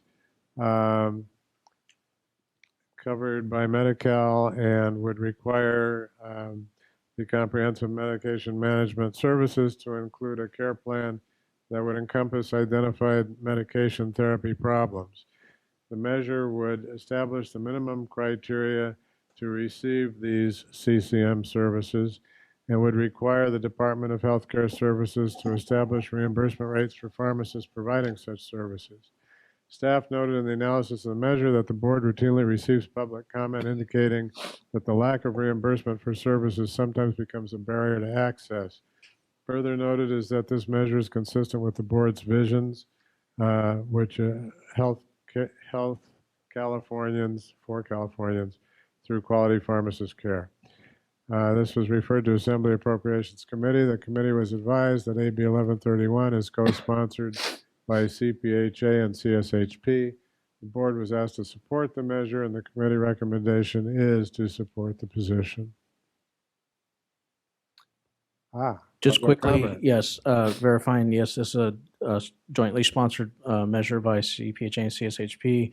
We've tried this bill a couple times. We feel good about this year, so we'd ask for your support. Likewise, Steve Gray representing CSHP. I want to emphasize that these services that we're asking for are already part of the discussion at the licensing committee under collaborative practice and pharmacists managing therapy effectively for over 25 years in California and other states even longer. So we again ask for your enthusiastic support. Thank you. Yeah. Okay, thank you. We agree it's important. Okay, so this is a committee recommendation. Any other discussion from board members, public? If not, let's call for the vote. All those in favor, please raise your hand. Unanimous. Okay, Thank you. motion carried. Okay, next is AB 1545. As amended April 8th, 2019, the measure would require state agencies to assist small business with complying with all statutes and regulations administered by the state agency and in any enforcement action taken by the state agency. Further, state agencies would be required to establish a policy that provides for the reduction of civil penalties for violations for small businesses.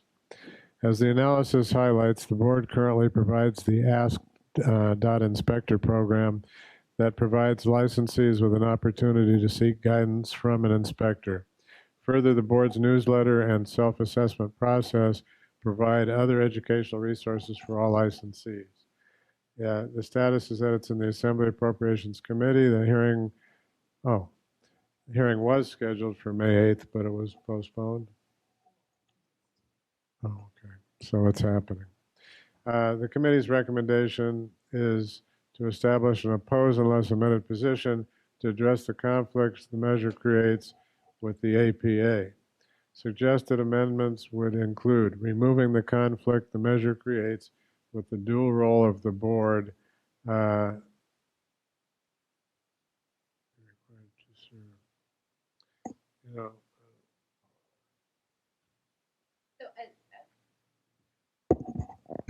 because the measure would require us to assist people with enforcement matters, but we are actually the investigator of it. It's putting the board in a dual role capacity, so that needs to be removed to remove the conflict with the Administrative Procedures Act.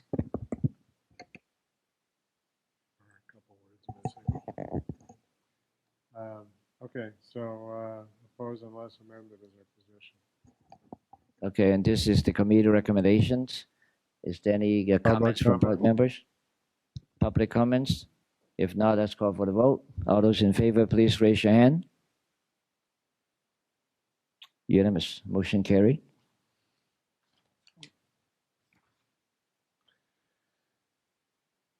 Okay, next is SB 159.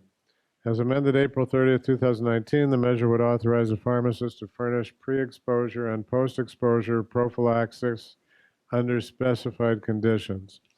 The most recent amendments would prohibit a health plan or pharmacy benefits manager from prohibiting a pharmacy from dispensing these medications.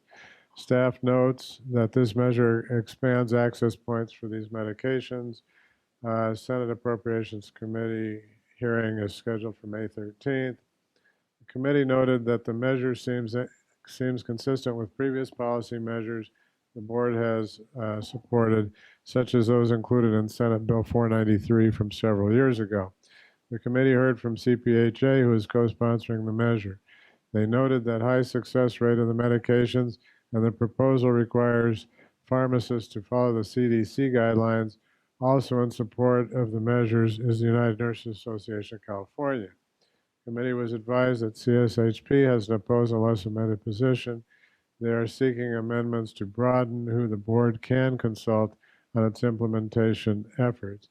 Now, this relates, I believe, to the HIV medications. The committee's recommendation is to establish a support position. Comment? Just want to reiterate, it is our co-sponsored bill. We are happy with where it's going and would ask for your support. Eric Robles with United Nurses Associations of California, Union of Healthcare Professionals. We represent pharmacists and we are in support as well. Great, thank you. And this is the committee recommendations. Any other comments from board members, public? If not, let's call for the vote. All those in favor, please raise your hand. Unanimous. Okay, motion carry. Thank you. SB 425, as recently amended on April 30th, 2019, the measure would require any health facility or clinic to report to the relevant state agency any allegation of sexual abuse or sexual misconduct made against a healing arts licensee within 15 days of receiving the allegation. Further, this would establish significant civil fines for failure to make such a report.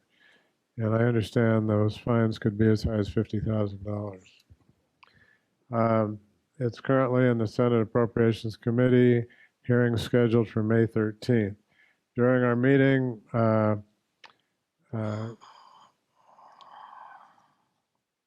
concern was expressed that the bill does not clarify when such allegations must be reported. The committee requested clarification on the issue of reporting an allegation and what standard would be used. We requested that council provide additional information to us today. Does the council have that additional information? I do. Okay, so under section 2 of the bill, would amend or actually add a new section into the general business and profession code sections that address professional reporting, like mandatory settlements if there's an agreement. I don't think Get I'm closer. not tall enough. It's on, I swear. So it's the same section that addresses mandatory reports to the board when there's been compromises and releases or settlements between parties that meet certain threshold levels. So the standard is to require the health facility, clinic, or other entity who makes any arrangement for a healing arts licensee to practice or provide care to patient shall file a report of any allegation of sexual abuse or sexual misconduct made against the healing arts licensee, and they have to do that within 15 days. So there is no specific knowledge requirement, but later on in the bill it talks about what the consequences are for failing to report, and those do contemplate what happens. So a willful failure to report can lead to a consequence of up to $100,000 per violation, but willful is specifically defined as in I knew I was supposed to report and I didn't. So what if it's not willful? So if it's not willful, the fine would be up to $50,000, and heavy. it's a failure to report. But that said, within the text, it actually very specifically says when the fine is the amount of the fine. I'm going to read. This is still section 2, but it's subdivision E of the text, of the what would be text. So, and it says the amount of the fine imposed, not exceeding $50,000 per violation, shall be proportional to the severity of the failure to report and shall differ based upon written findings, including whether the failure to file caused harm to a patient or created risk to patient safety, whether any person who is designated or otherwise required by law to file the report required under this section exercised due diligence despite the failure to file, or whether the person knew or should have known that a report required under this section would not be filed, and whether there has been a prior failure to file a report under this section. The amount of the fine imposed may also differ based on whether a healthcare facility or clinic is a small or rural hospital, as defined in particular health and safety code sections. So, and then it also has a provision that protects the people that are doing the reporting as, you know, kind of from against civil retaliation. liability. Yeah. And so basically the standard is kind of known or should have known. And this is just a reporting obligation. It does not mean that the board has to take any action with regard to it. It's just information that is given to the board. And then the board can decide whether to investigate or just monitor. But sexual misconduct in the DCA guidelines, generally speaking, is one of those highest priorities. So my suspicion is that that's probably where the instigation of this is, because the potential consumer harm can be very significant. So the committee was awaiting this information. The committee did not take a position. So the question is, does the board want to take a position? And do we have any public comment?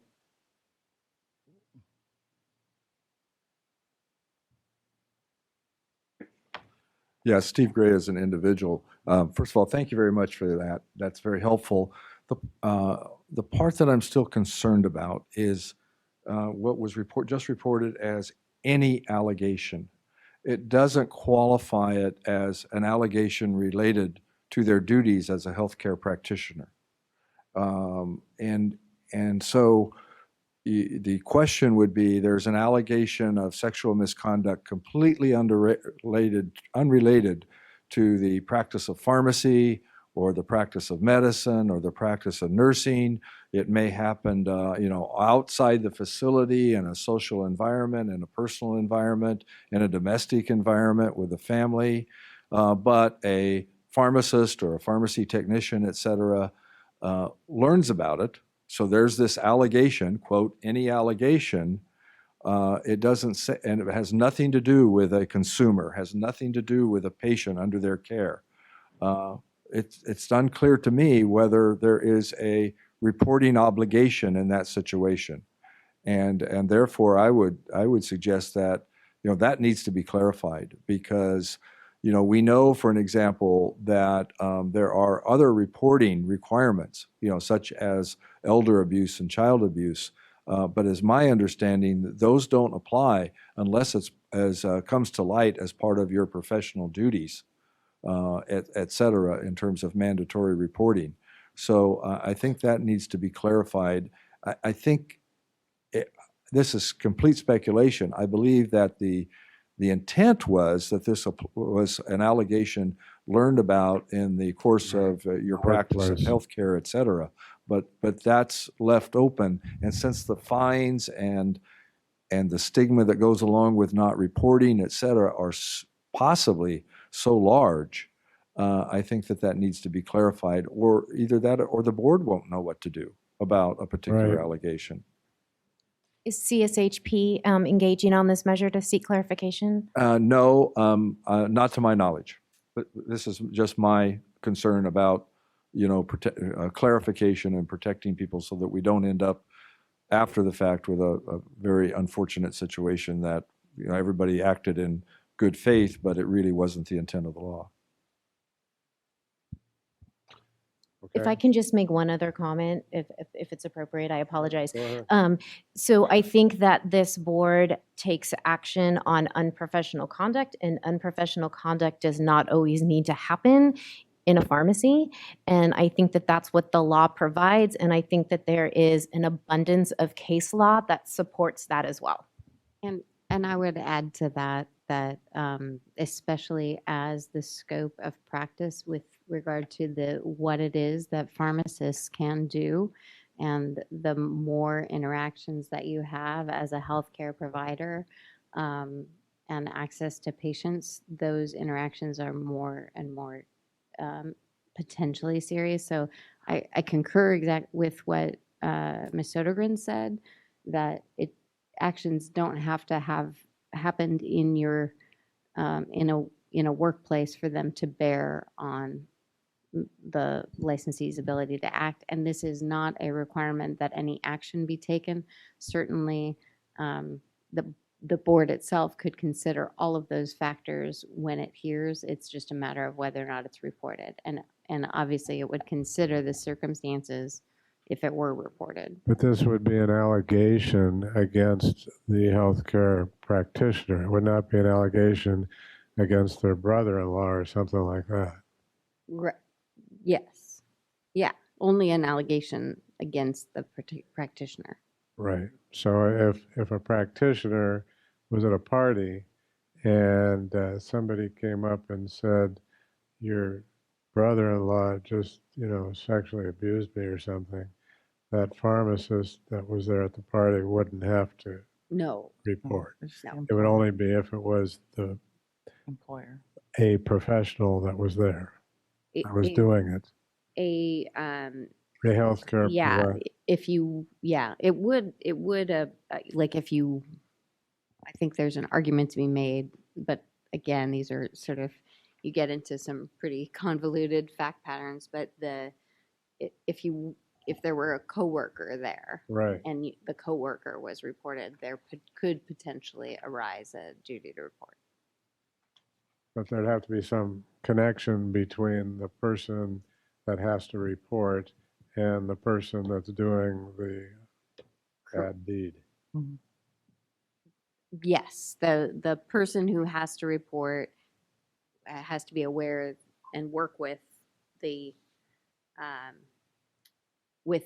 it's a coworker reporting. It has or to be. the employer Okay. reporting. That clarifies it for me. Okay. Just one additional comment that we had during the committee hearing was not just about the reporting and the required reporting, but the word allegation, and such that if it's not credible, the current language would still require the reporting. So my concern was the word allegation, and if, as we monitor this bill, if that word needs to have some additional definition or specificity, whether it be, criminal or civil kind of involvement, or just the word credible allegation. That's my concern. Is how would we determine though if it's credible? Well, I'm thinking that part of the requirement is the reporting. And so if the individual is required to report all, that's different than required to report credible. And if they could show them that they had evidence that it was not credible, or that they were not being negligent in not reporting, then that kind of mitigates the person not reporting. I'm probably not saying it clearly enough. I understand what you're saying. That was my concern. Okay. And to comment on that, I think that goes partway to alleviating some of my concerns.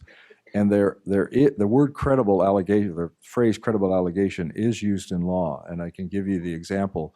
Payers don't have to pay physicians for their services, for an example, if there are credible allegations of fraud. Mm-hmm. And that opens up then for the discussion of whether this was credible or not.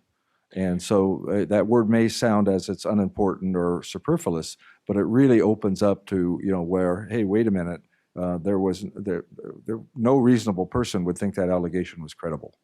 And so you're allowed to do that. So I just still am concerned about what this is going to lead to. Uh-huh. Okay, thank you. Okay, like I said, the committee did not have a position. If anybody wants to make a motion, they can make one. If not, No, that's fine. we'll move on. Move on. Okay.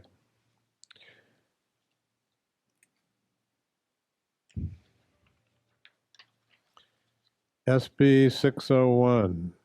As amended March 28, 2019, the measure would authorize a state agency to reduce or waive any required fee if a person or business demonstrates to the agency that the individual or business has been displaced or affected by a declared federal emergency or proclaimed state emergency. It's in the Senate Appropriations Committee, scheduled for hearing May 13th. Committee noted that the policy of the measure seems consistent with the policy direction of the board related to declared emergency provisions, including a proposal we will be considering by the licensing committee. I guess we've already considered it, which we did, and it was approved yesterday. Committee's recommendation is to establish a support position. And again, I just want to state that it would authorize a state agency to reduce or waive any required fee if a person or business demonstrates to the agency that the individual or business has been displaced because of a declared federal emergency or a proclaimed state emergency. Any public comment? Okay, so this is the committee recommendations. Any other comments from board members, public? If not, let's call for the vote. All those in favor, please raise your hand. Unanimous? Okay, motion carry. Okay, now the next bill, the committee did not take a position, but there was definitely a robust discussion. This is SB 617. As amended April 25th, 2019, the measure would allow an employer and a labor union representing pharmacists and/or pharmacy technicians to enter into a collective bargaining unit that provides for a ratio of up to 3 pharmacy technicians to 1 pharmacist under specified conditions. Further, it would provide that the employer must apply to the board for approval to use the ratio. This says must apply.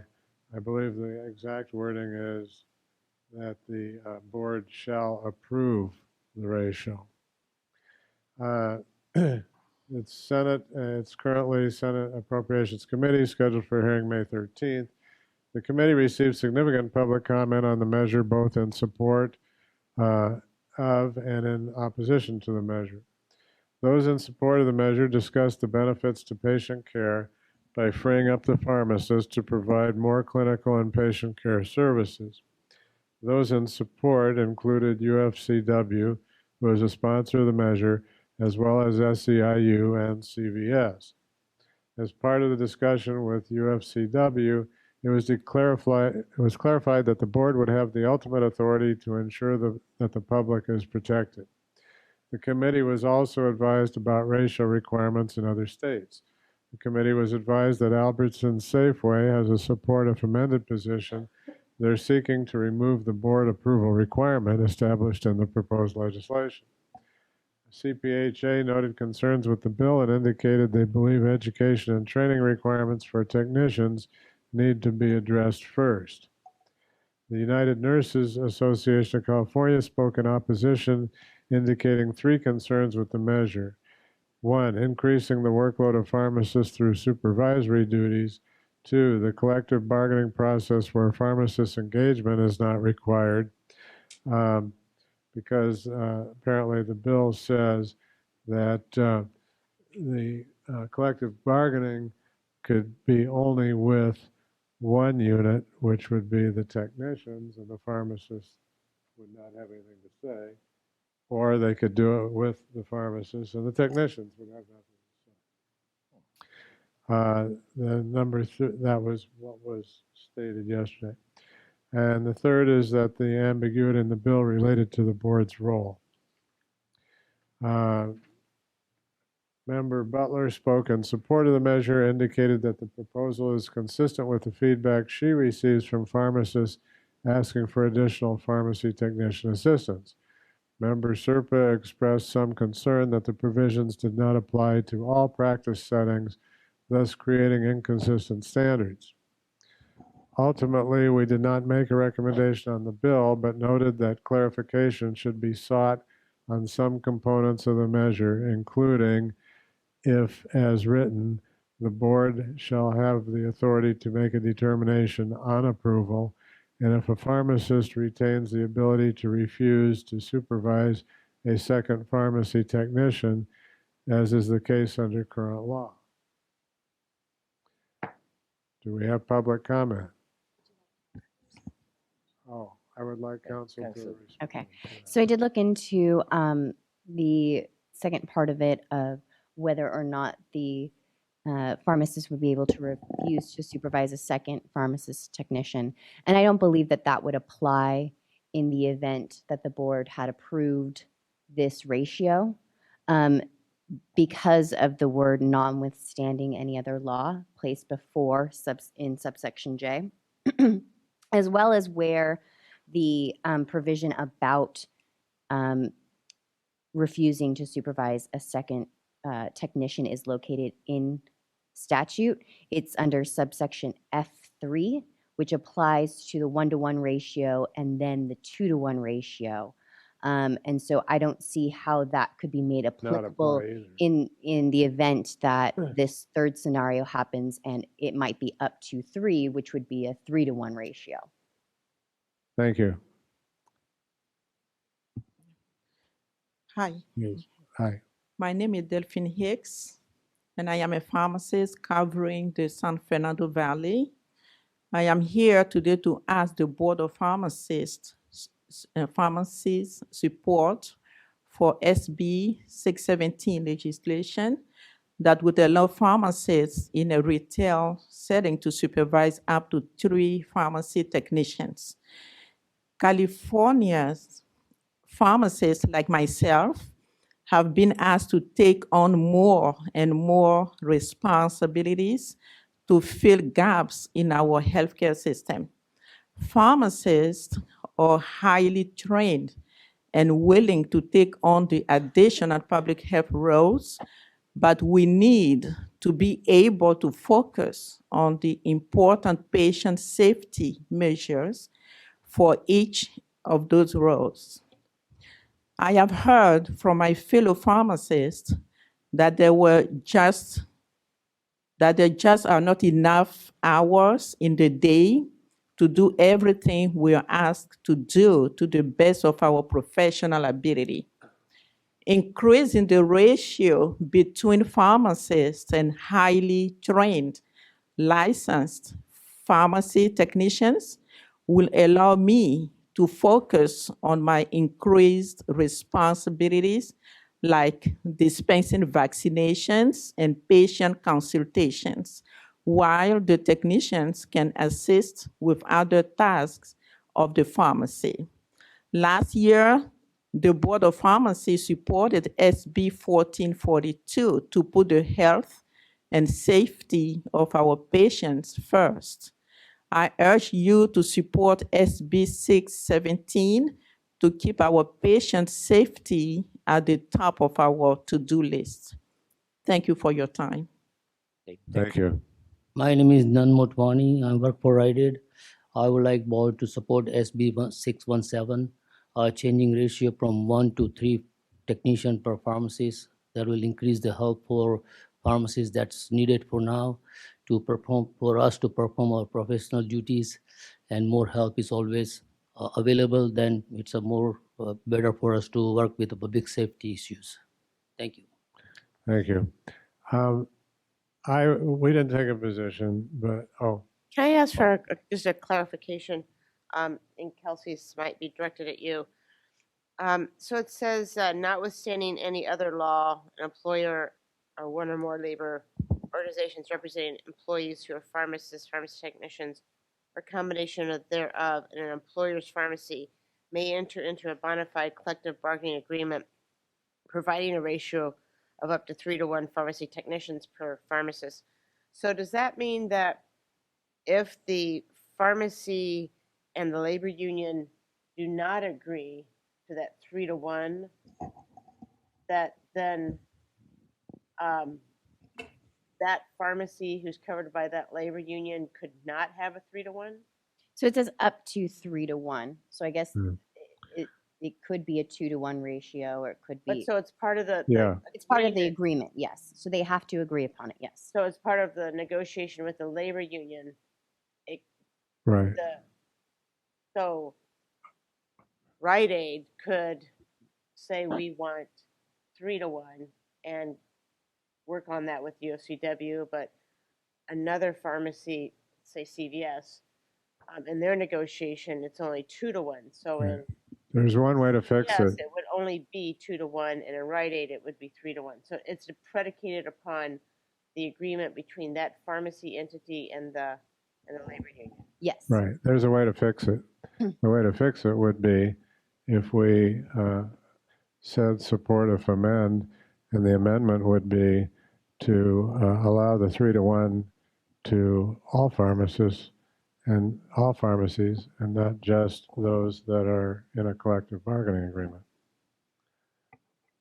if we feel that 3-to-1 is appropriate. But in the past, we only have that 1-to-1 ratio. Yeah, So right. how are we going to fix this?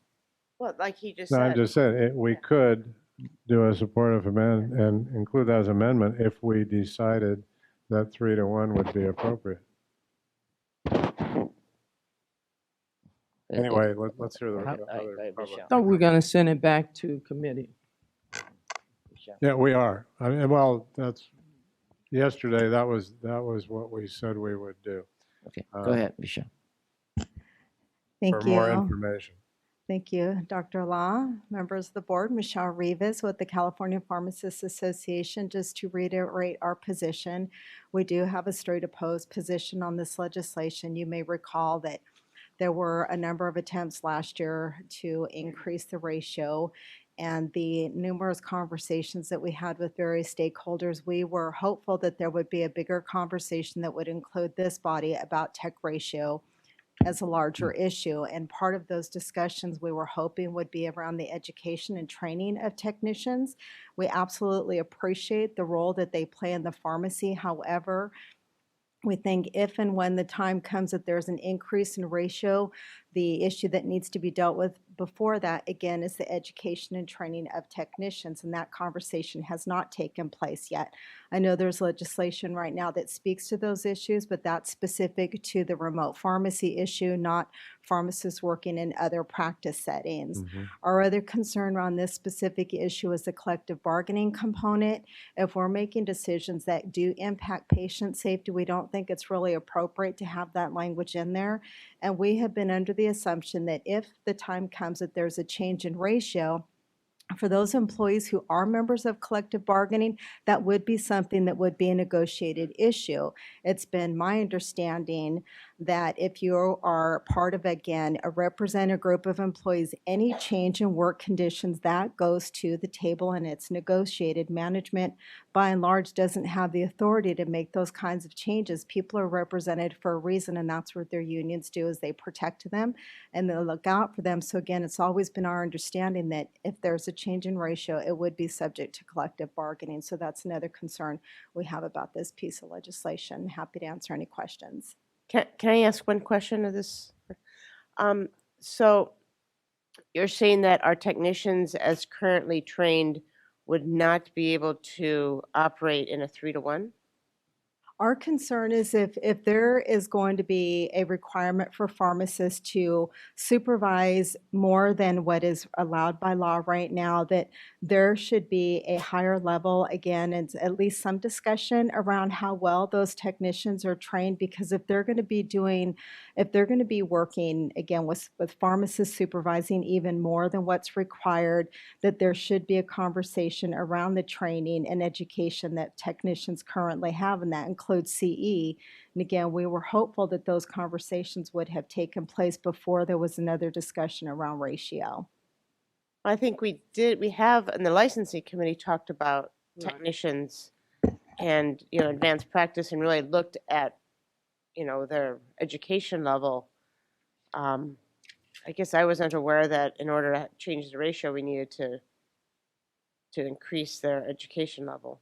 Well, we think that process should be completed first. And if this board chooses to, again, act on that and run legislation, that should happen before there's any discussion about a change in ratio. I think it was completed, and we're begging someone to carry their legislation. Go ahead. Eric Robles with the United Nurses Associations of California, Union of Healthcare Professionals. We represent pharmacists. I hate to be the bad guy here, but for the past 3 years, I've sat in different conversations. Current law allows you to have 3 techs. How do you do this? You hire another pharmacist. Pharmacists have worked hard for many years to get a license, but in these committee meetings, the number one thing I've been told is that it's cheaper to hire a pharmacy tech instead of hiring that second pharmacist. Been in those committees. So why circumvent the law with this proposal? Simply ask these multi-billion-dollar companies like CVS to hire that additional pharmacist. It'll make every pharmacist much more happier to have another colleague helping them do their work. But that's something that a lot of the corporations refuse to do. So I hate to be the bearer of bad news here, but it's so easy to fix this problem. Hire another pharmacist. We can get there together. Thank you. Okay, thank you.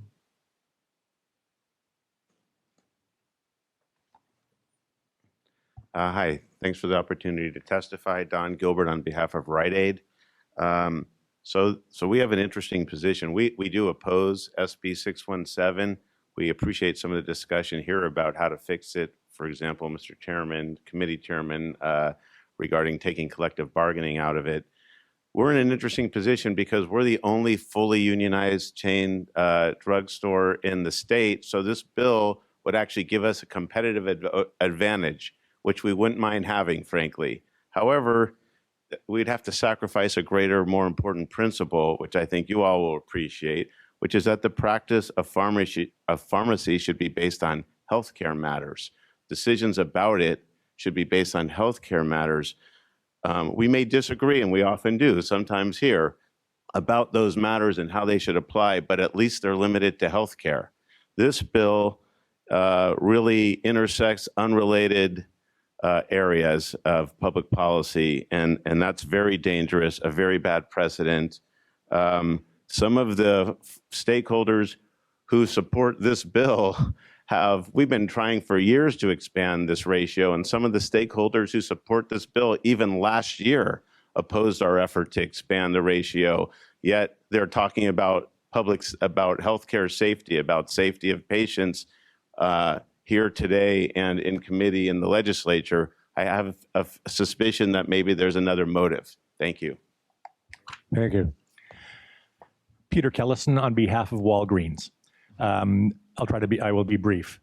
We are in agreement with the principle of discussing across the board pharmacy technician ratio change.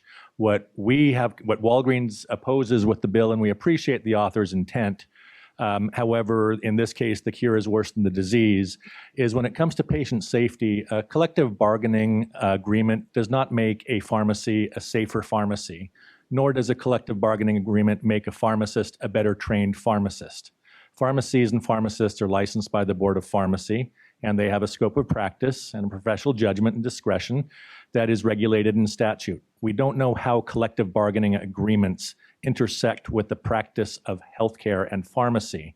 So as with the inclusion of the application of the pharmacy technician ratio only applying to pharmacies that are subject to a collective bargaining agreement, we think is a bad precedent. It could lead to other elements that tie only to collective bargaining agreements that have nothing to do with the profession, but have everything to do with labor management relations. And we think that element of the bill is objectionable. We're opposed to that. We do like the idea that was discussed previously about applying the 3-to-1 ratio or whatever an agreed upon ratio across the board. We think that's a robust discussion, but the bill as it's drafted now currently, we must regretfully oppose and would encourage you to do so as well. Thank you. Thank you.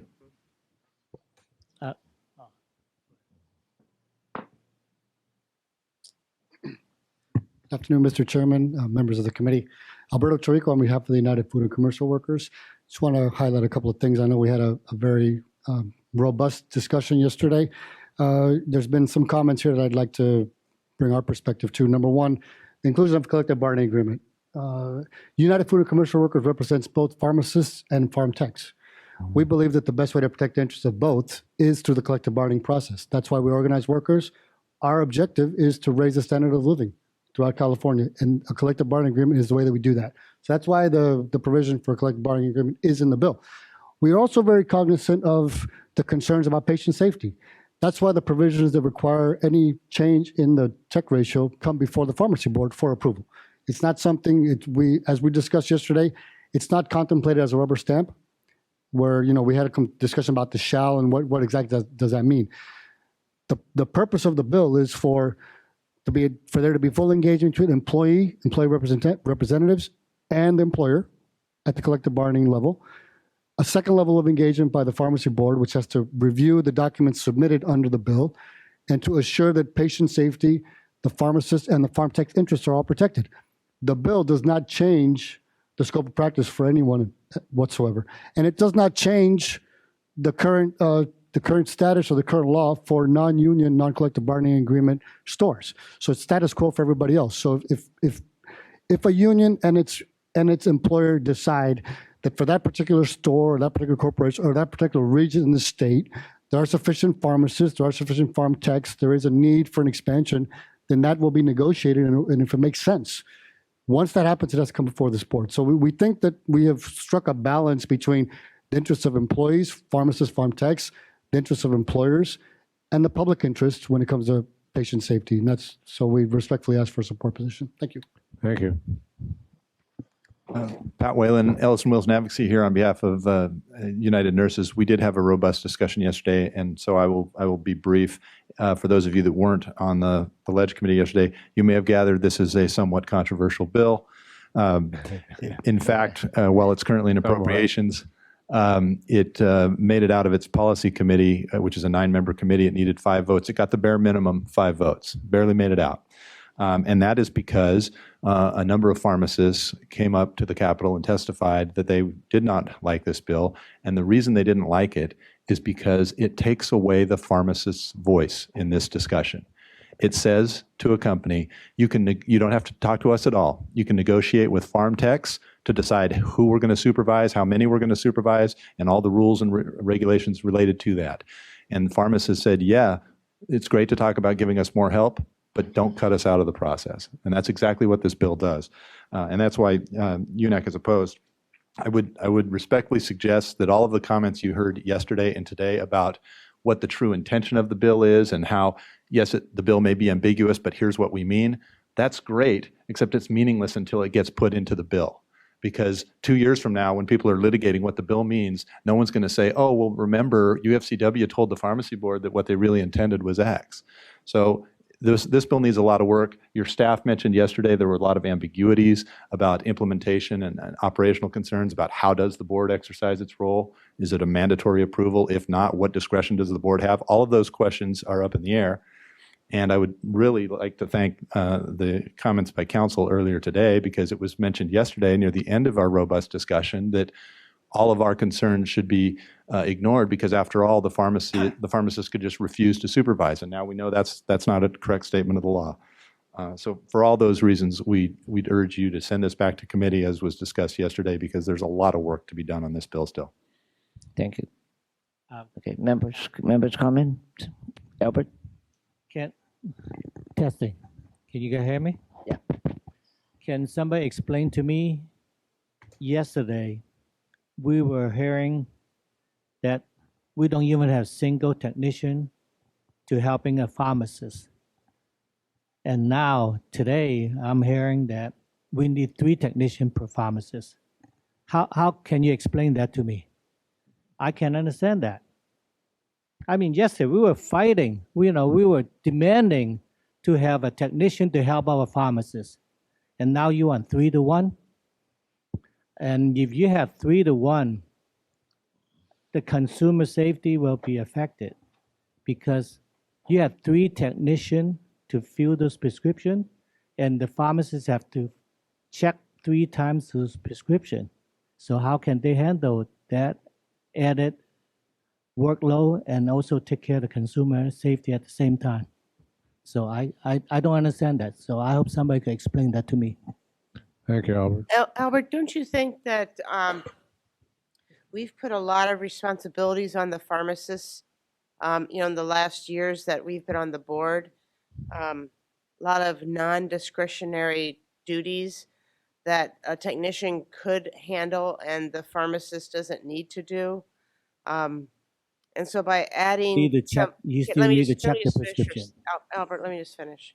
So don't you think it would be helpful to give the pharmacists additional resources? I mean, it's been a while since I've practiced, behind the bench, but I know if I had a good technician, I'd like to have 2 or 3 good technicians, to help with the job and what I'm doing. And I think, unlike, what CPHA said, I actually think they're educated today and that they can do it. I also look at, what we've heard. We're like every other state in the country has more technicians than we do. I don't know why we think that we need to have less technicians. So how come yesterday we're hearing that not even single technician to help our pharmacists? I don't understand. We heard yesterday, what was it? Yeah, I mean, they were begging to have a help, so the pharmacists do not work alone. Yeah, and I can come in talking on about that. 1442. Oh, we're talking about the pharmacists not work alone. Yeah. Yeah. Not even a clerk, not a pharmacy technicians. They are crying for help, and we have problem with the employer just furnishing a help to them at all. Right. I mean, now we're talking about 3 technicians. I really scratch my head.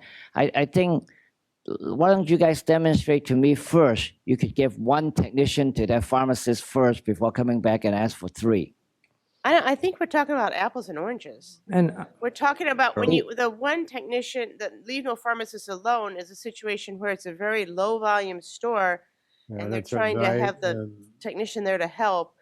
And a 3-1 is a very high volume store where you're trying to operate efficiently. I mean, I think those are 2 different situations. I think it's 2 different situations also. You've talked to pharmacists in the field. Right, and I've heard over and over from the pharmacists in the field, because I've always felt that I would not want that responsibility, but when I talk to pharmacists in the field, I get back from them, yes, I need the help, I would like to have the help. Depending on the size. Well, I mean, they're pharmacy techs, so, I mean, yeah, probably one would be counting, one would, I mean, I've gone into a lot of pharmacies where they did have 3 techs back there, but only one was doing tech work. But I don't see that, as long as, when I see the whole thing of, when I talk to pharmacists, I didn't expect to hear that, but that's what I heard. And I spoke to a lot of pharmacists. Well, I think a lot of times when I'm observing the cog in the workflow is the actual filling. And there's 2 people back there who can fill, the pharmacist and the tech. And so I think a lot of times when the inspectors go back there, they're like, what's your job? I'm a tech. What's your job? I'm a clerk. And if you have this cog in the system that they just need more people to be counting, I mean, that's the tech. And let's take care of the consumers and not make them wait. Let's fill the prescriptions. Yes, you're right. The pharmacist is going to have to check, but everything's fairly automated. I don't know. I've probably said enough. I'm sorry. Well, but bear in mind that the pharmacist is the one who bear the responsibility. Now, with the increase of the prescription errors, that the pharmacists are being fined, pharmacists are being disciplined, and you have to monitor 3 technicians. I think besides the concerns for the public, we have to concern about the pharmacist's liability also. But So- my understanding is, again, the pharmacy board would be involved with that. Well, and I think a lot of times when the inspectors go in there, the problem is that there's a clerk doing technician jobs. And and so why not clean that up? Why not let that clerk that's back there doing technician jobs, why not give that pharmacy the ability to let there be more technicians? Because that seems to be the rub. So I don't know. Okay, well, we're dealing with a specific bill, and I think that that bill needs some more vetting at the committee level. So I'm going to recommend that we send it back to committee. I'm going to make a motion to send it back to committee for further vetting. Okay. Motion by Greg, second by Ricardo, back to the committee. If any comment? Can I just ask, Fine. when's the committee going to meet? Well, we have to probably have a separate meeting, special meeting. Because I mean, I think this bill is moving. And I guess my other part is I think we've talked about maybe we need better ratios. So I kind of hate to just shelve this, but We're not, I'm just making the motion. We have a second. We still have more input here. Okay. What public comments? Okay, go ahead. Thank you, Mr. President. Like I said yesterday, Mark Johnson, CVS Health. I've been here plenty of times, and I often speak from the heart. I don't read a prepared statement, but I felt like I owed it to you so that you hear what I said to the legislature at the Senate committee meeting. I'll read through this as quickly as possible, and then I'd be glad to answer any questions. Mr. Chair, members of the committee, my name is Mark Johnston. I've been a California licensed pharmacist for 28 years, and formerly I served as an executive director of a state board of pharmacy. I am currently employed as a senior director with CVS Health. I'd like to thank the committee for its thorough analysis of SB 617, which we're in strong support of. Limiting ratios require pharmacists to engage in non-judgmental tasks as opposed to providing direct patient care at a time when California faces a provider shortage. Pharmacists spend an average of 44% of their workday performing pharmacy technician level tasks. As the pharmacist to technician ratio increases, pharmacists spend less time performing technician duties and more time completing pharmacist only duties. Limited ratios limit our pharmacists from performing the full array of pharmacist cognitive services that would increase patient safety. You have enacted laws that allow pharmacists to perform such duties as hormonal contraception, travel medication, and naloxone furnishing, administering immunizations, advanced cognitive services such as MTM therapy, enhanced counseling, entering into collaborative practice agreements. But pharmacists need more technician help to maximize their time spent on these activities. SB 617 allows for pharmacists to deliver on the promise of the expanded scope of practice that this body adopted in 2013, enabling pharmacists to practice at the top of their license and focus on direct patient care. The national landscape reveals an overwhelming safety track record of success and shifts towards increasing and removing technician to pharmacist ratios, featuring 21 states that have eliminated or never sought to establish a ratio, with Washington expected to be the 22nd soon. As there are states with over a century of success in allowing pharmacists to determine and maintain appropriate supervision over support personnel, the National Association of Boards of Pharmacy removed all ratio restrictions from the Model State Pharmacy Act and model rules in 1999. So far in 2019, 6 boards of pharmacy have voted to increase or have enacted increase in ratios ranging from 4-to-1 to 8-to-1, which will effectively leave one state at a 2-to-1 ratio, and California is the only state with a 1-to-1 ratio. I will note that no state has ever voted to decrease their pharmacy tech ratio. I was the executive director of a state board of pharmacy in 2009 when we raised our pharmacist to technician ratio from 3-to-1 to 6-to-1. The board did not receive any formal complaints from pharmacist technicians or members of the public regarding the increased ratio. Upon the change to 6-to-1, I sent inspectors to pharmacies to observe actual community pharmacy ratio increases, and we rarely saw a ratio above 4-to-1 utilized. This is a reminder to this body that what we are enacting with SB 617 is strictly voluntary. What we did see was an increase in expanded pharmacist services offered.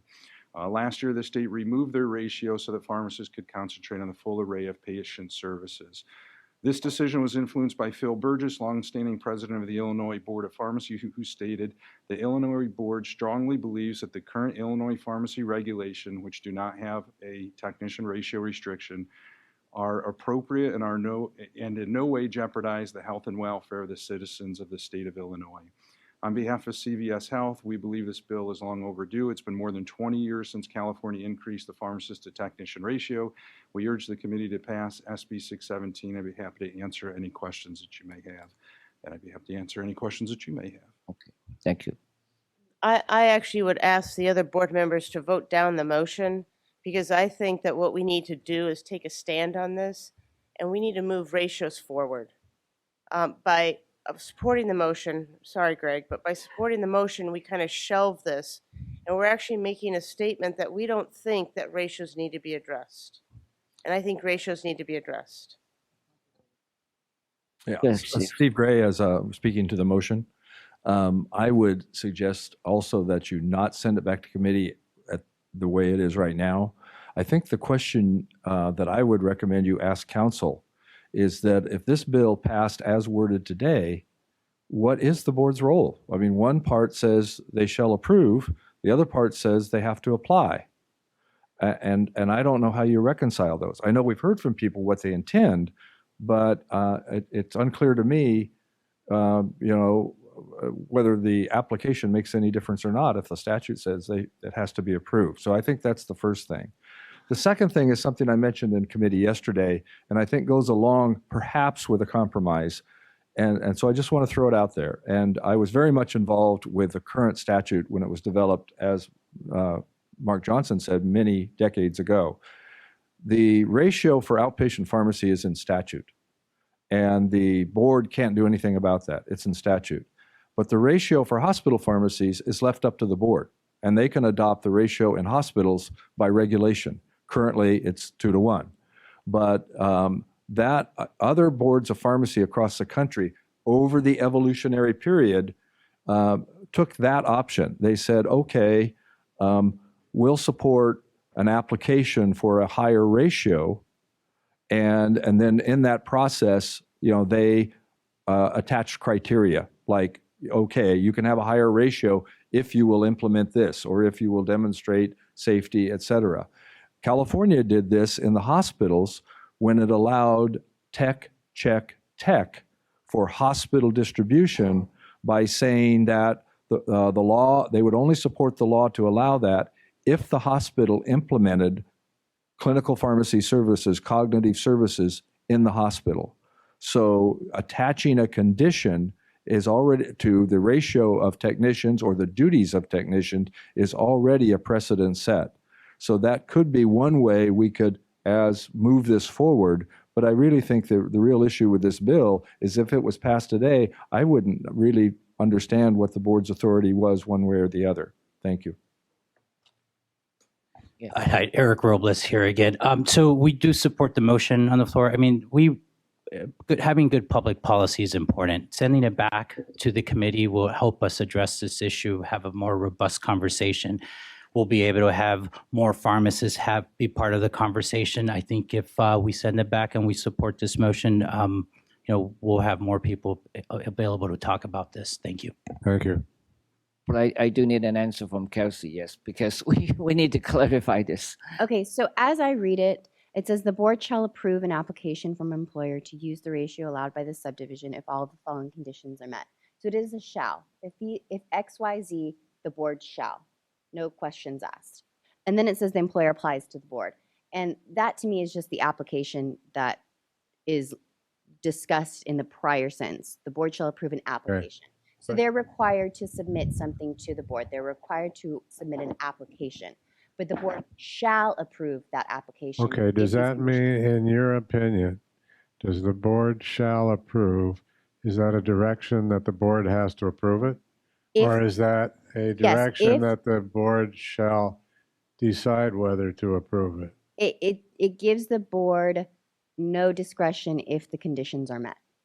So it says if those conditions are met, the board does not have discretion. the discretion, it has to approve it. Right. And what I will say about the conditions is that there is limited discretion within those conditions, right? One of them is, that there's policies and procedures are submitted to the board, but it doesn't say that the board has discretion to determine whether or not those policies and procedures are sufficient or whether or not anything like that.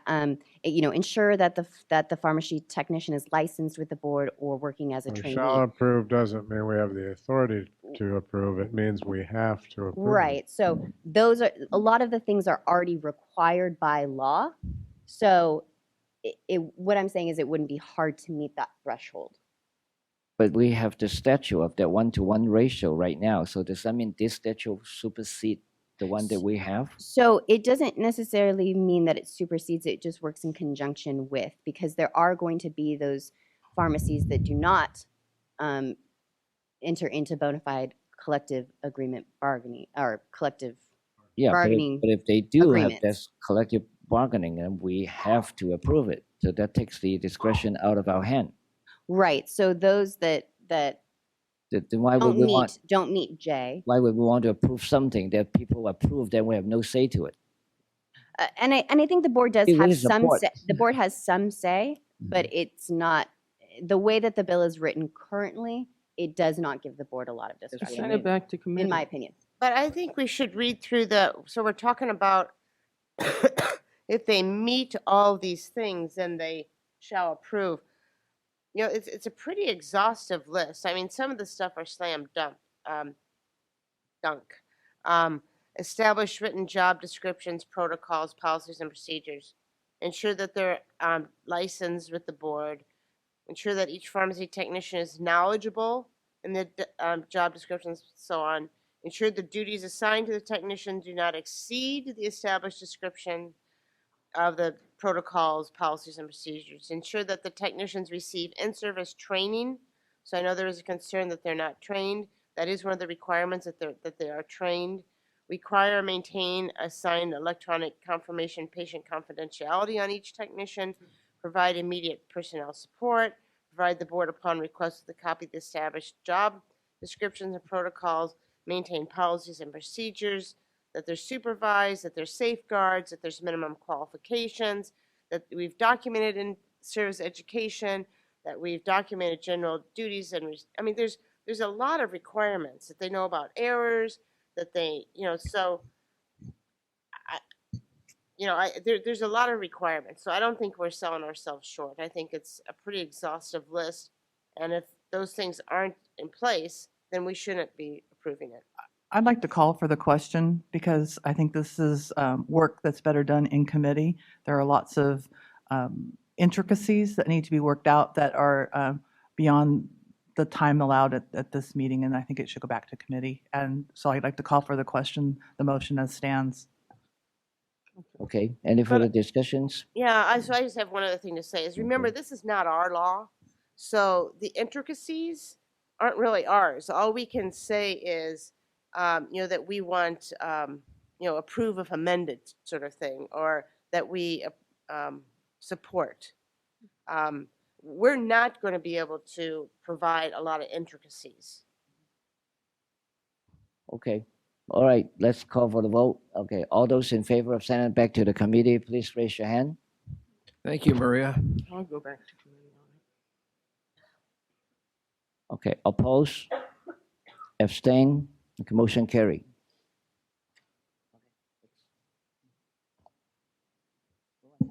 Okay. Well, that's the last bill I'm going to be discussing. Regulations.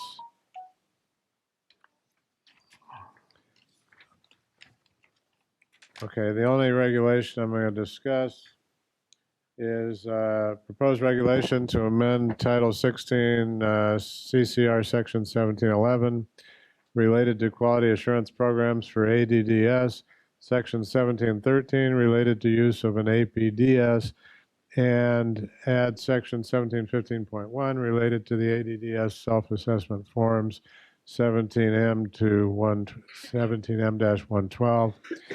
Was included in the chair report, one regulation being prepared by board staff. The preparation is done. The rulemaking materials have been submitted to council for review of that. As a committee, we discussed the provisions related to the quality assurance reporting for use of the ADDS. The committee is questioning of clarification. Didn't mean to do that to you, Debbie. Committee is questioning if clarification should be provided on what will be reported to the board under the proposed amendments to CCR Section 1711. And the status is it was submitted to council on April 30th, 2019. Is there any public comment on any of the bills or regulations that I did not specifically discuss?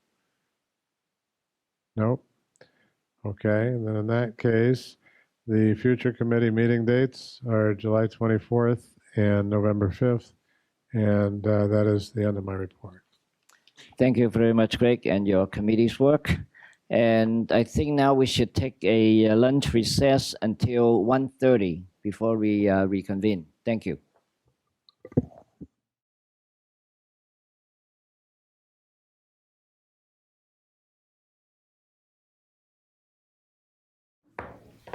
Okay, we're back into session here. Let's move on to agenda number 16.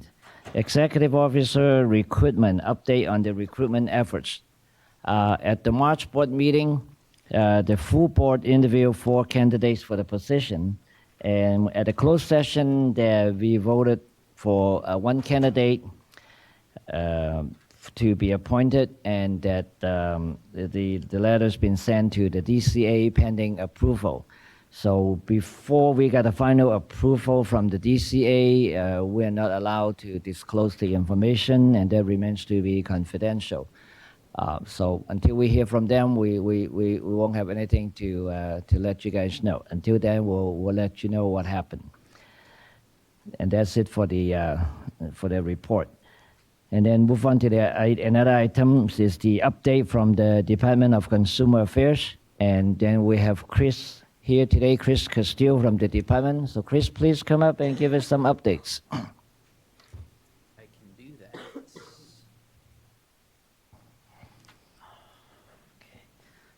Okay. Thanks everybody. And we've got a lot going on, so bear with me. But I think a lot of it's really exciting.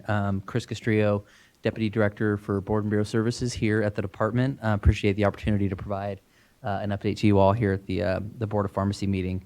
So mentioned to a couple of you folks up at the dais, but as many as you know, Director Grafilo left his post here at the department. He's moved on to bigger and better things, and so just want to message to everybody that we've got a great team upstairs. We've all worked together, all of our fellow deputies up in that office. So we're just approaching things business as usual. We intend to not miss a beat, and then we'll see how things go once that vacancy gets filled. It's obviously a large vacancy up top, but we're really excited to just keep kind of continuing on as a team, and we'll keep you all posted as hopefully we get close to having a new director over here.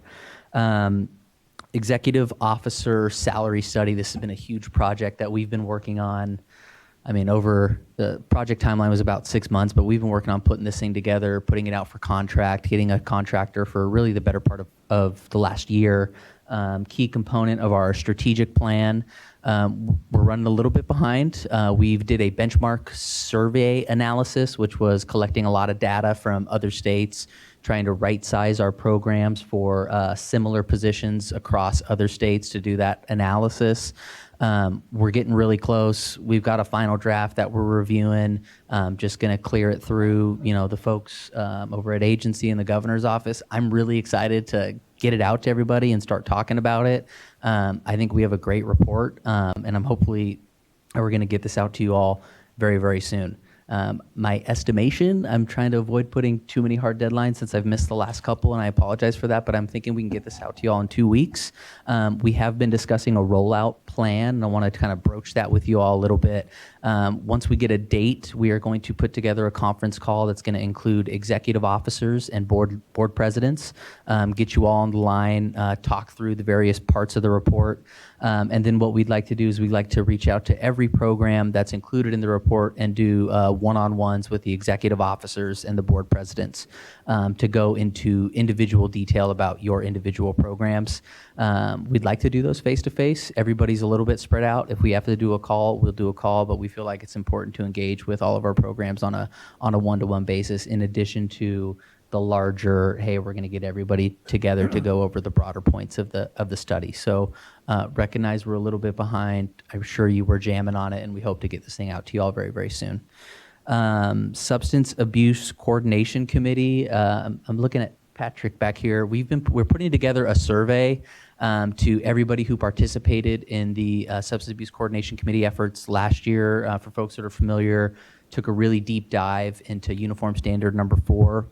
I think as part of that conversation, we recognize that there's a lot of other elements to the uniform standards that should be looked at and discussed. The purpose of this survey is we want to gauge not just folks within DCA, but stakeholders outside of DCA on what are those other areas that we should gear our efforts to, take a closer look at. So we're either getting that out or have got that out soon, or will get that out soon, collect that information, see what's kind of consistent across the board, and then use that to try to align future agendas on bringing that committee back together. So be on the lookout for that. Yes, for sure. I apologize. Yeah. So do you know when the updated standards that have been changed are going to be posted? Do you know what I'm talking about? I don't know that I'm So you're asking about the language for Uniform Standard number 4 that was changed. So I believe that we have the language. We've sent that language. We've been in contact with Kelsey, who's been helping us out with just the overall Substance Abuse Coordination Committee efforts. Has that gone out? I'm looking at you, putting you on the spot, Kelsey. I'm sorry. I thought it's okay. I thought it had to. We'll let Patrick handle that. No, not at all. Here to support. He's here. Good afternoon, Patrick Lay, Assistant Deputy Director for Board and Bureau Services. We did update the language. It was distributed to all the executive officers. I think our last step is to just publish it formally on the website. But at this point, I believe it's really up to the individual boards to implement them via regulations if they want to do so. Yeah, absolutely. Thanks for saving me, man. Sorry. No, we're good. That's teamwork in action right there. So next couple of things that I wanted to chat about, I think are really exciting. Our technology team has just been working overtime. Our Deputy Director, Jason Piccioni, his team over in the Office of Information Services have been putting together a couple of really great things. In March, we hosted the first Technology Advisory Council meeting. This is led by Jason, and this is intended to discuss trends in technology and government and provide guidance and general direction to our innovative efforts here at DCA. The goal of the council is to make recommendations concerning DCA's strategic direction of proposed enterprise computing and information technologies. And what that really means to me is we're looking for anybody across DCA, any of our programs, who wants to think big in terms of what we can do on the technology side to improve everything that we do here, both on the licensing and the enforcement side, making those tasks a lot more efficient. It's kind of a big picture council. Again, we're looking for big ideas. Anybody who, from any of our programs, who wants to participate in that, it's open. We had our last meeting in March. I'll double check when we're going to pull the band back together for the next meeting, but it's something that we're very, very excited about here.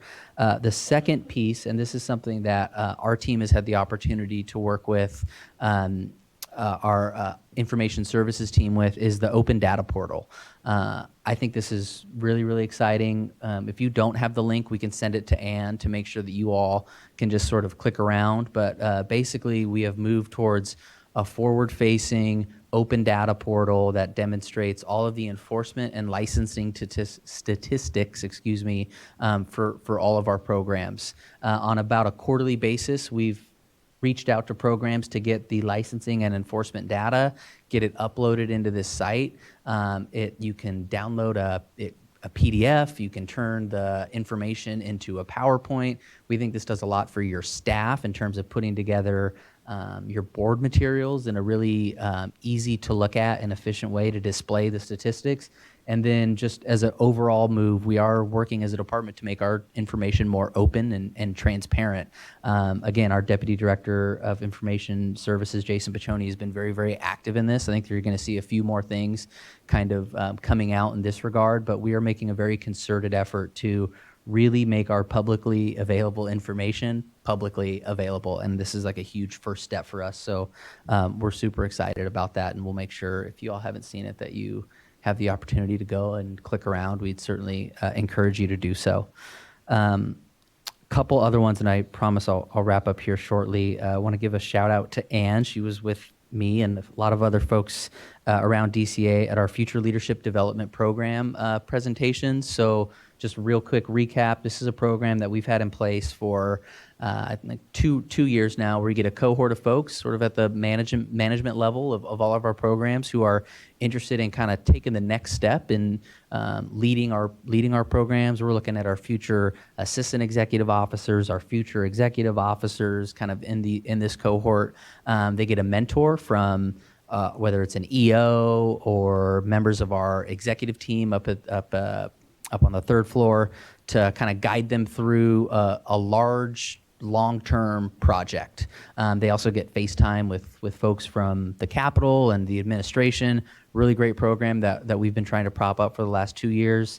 The cohort provided their presentations to a number of us last week. Did a very, very good job. Some of these are presentations that we in the executive suite want to take a much closer look at in terms of implementation. They're going to have a formal graduation ceremony here towards the end of the month, and then we'll hopefully shortly after be looking to get additional candidates to prop up our third cohort of future leaders here at DCA. So it's a program we're very excited about. I know you all are aware of it, but we're just going to keep encouraging folks from our programs, if they have the time, energy, capacity to either participate in the program or serve as a mentor in this program. We think it's great, and we encourage everybody to spread the word. That's it from me.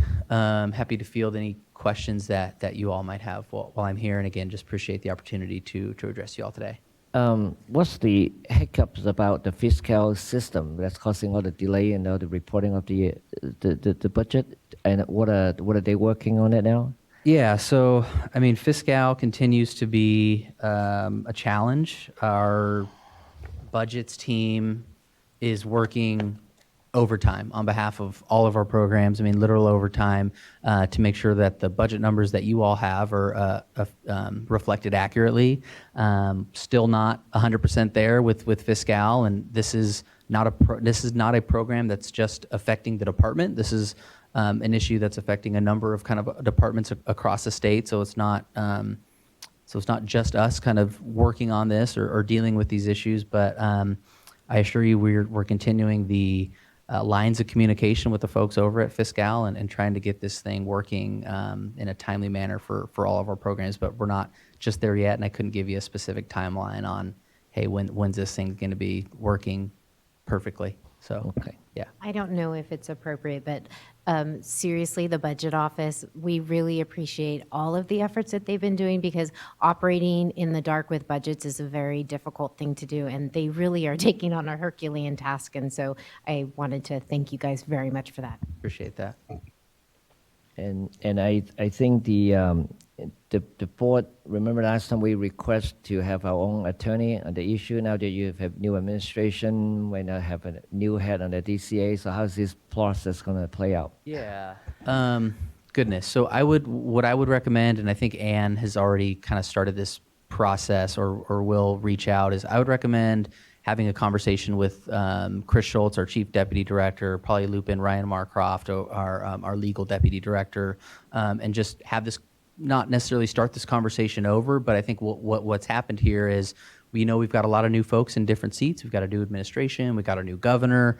So we just want to make sure that any conversations that we had under the previous administration would align under the administration that we're in now. I've let Ann know I'm more than happy to kind of coordinate.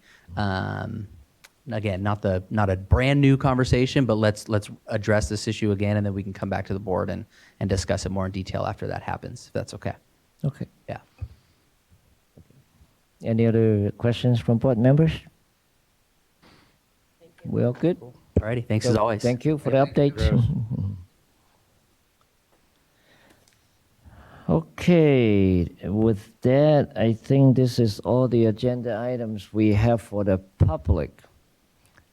So, all right, now we're going to closed session matters, and we will reconvene after we finish the closed session just for the adjournment. So the public, you guys are excused, and thank you for coming to the board meeting.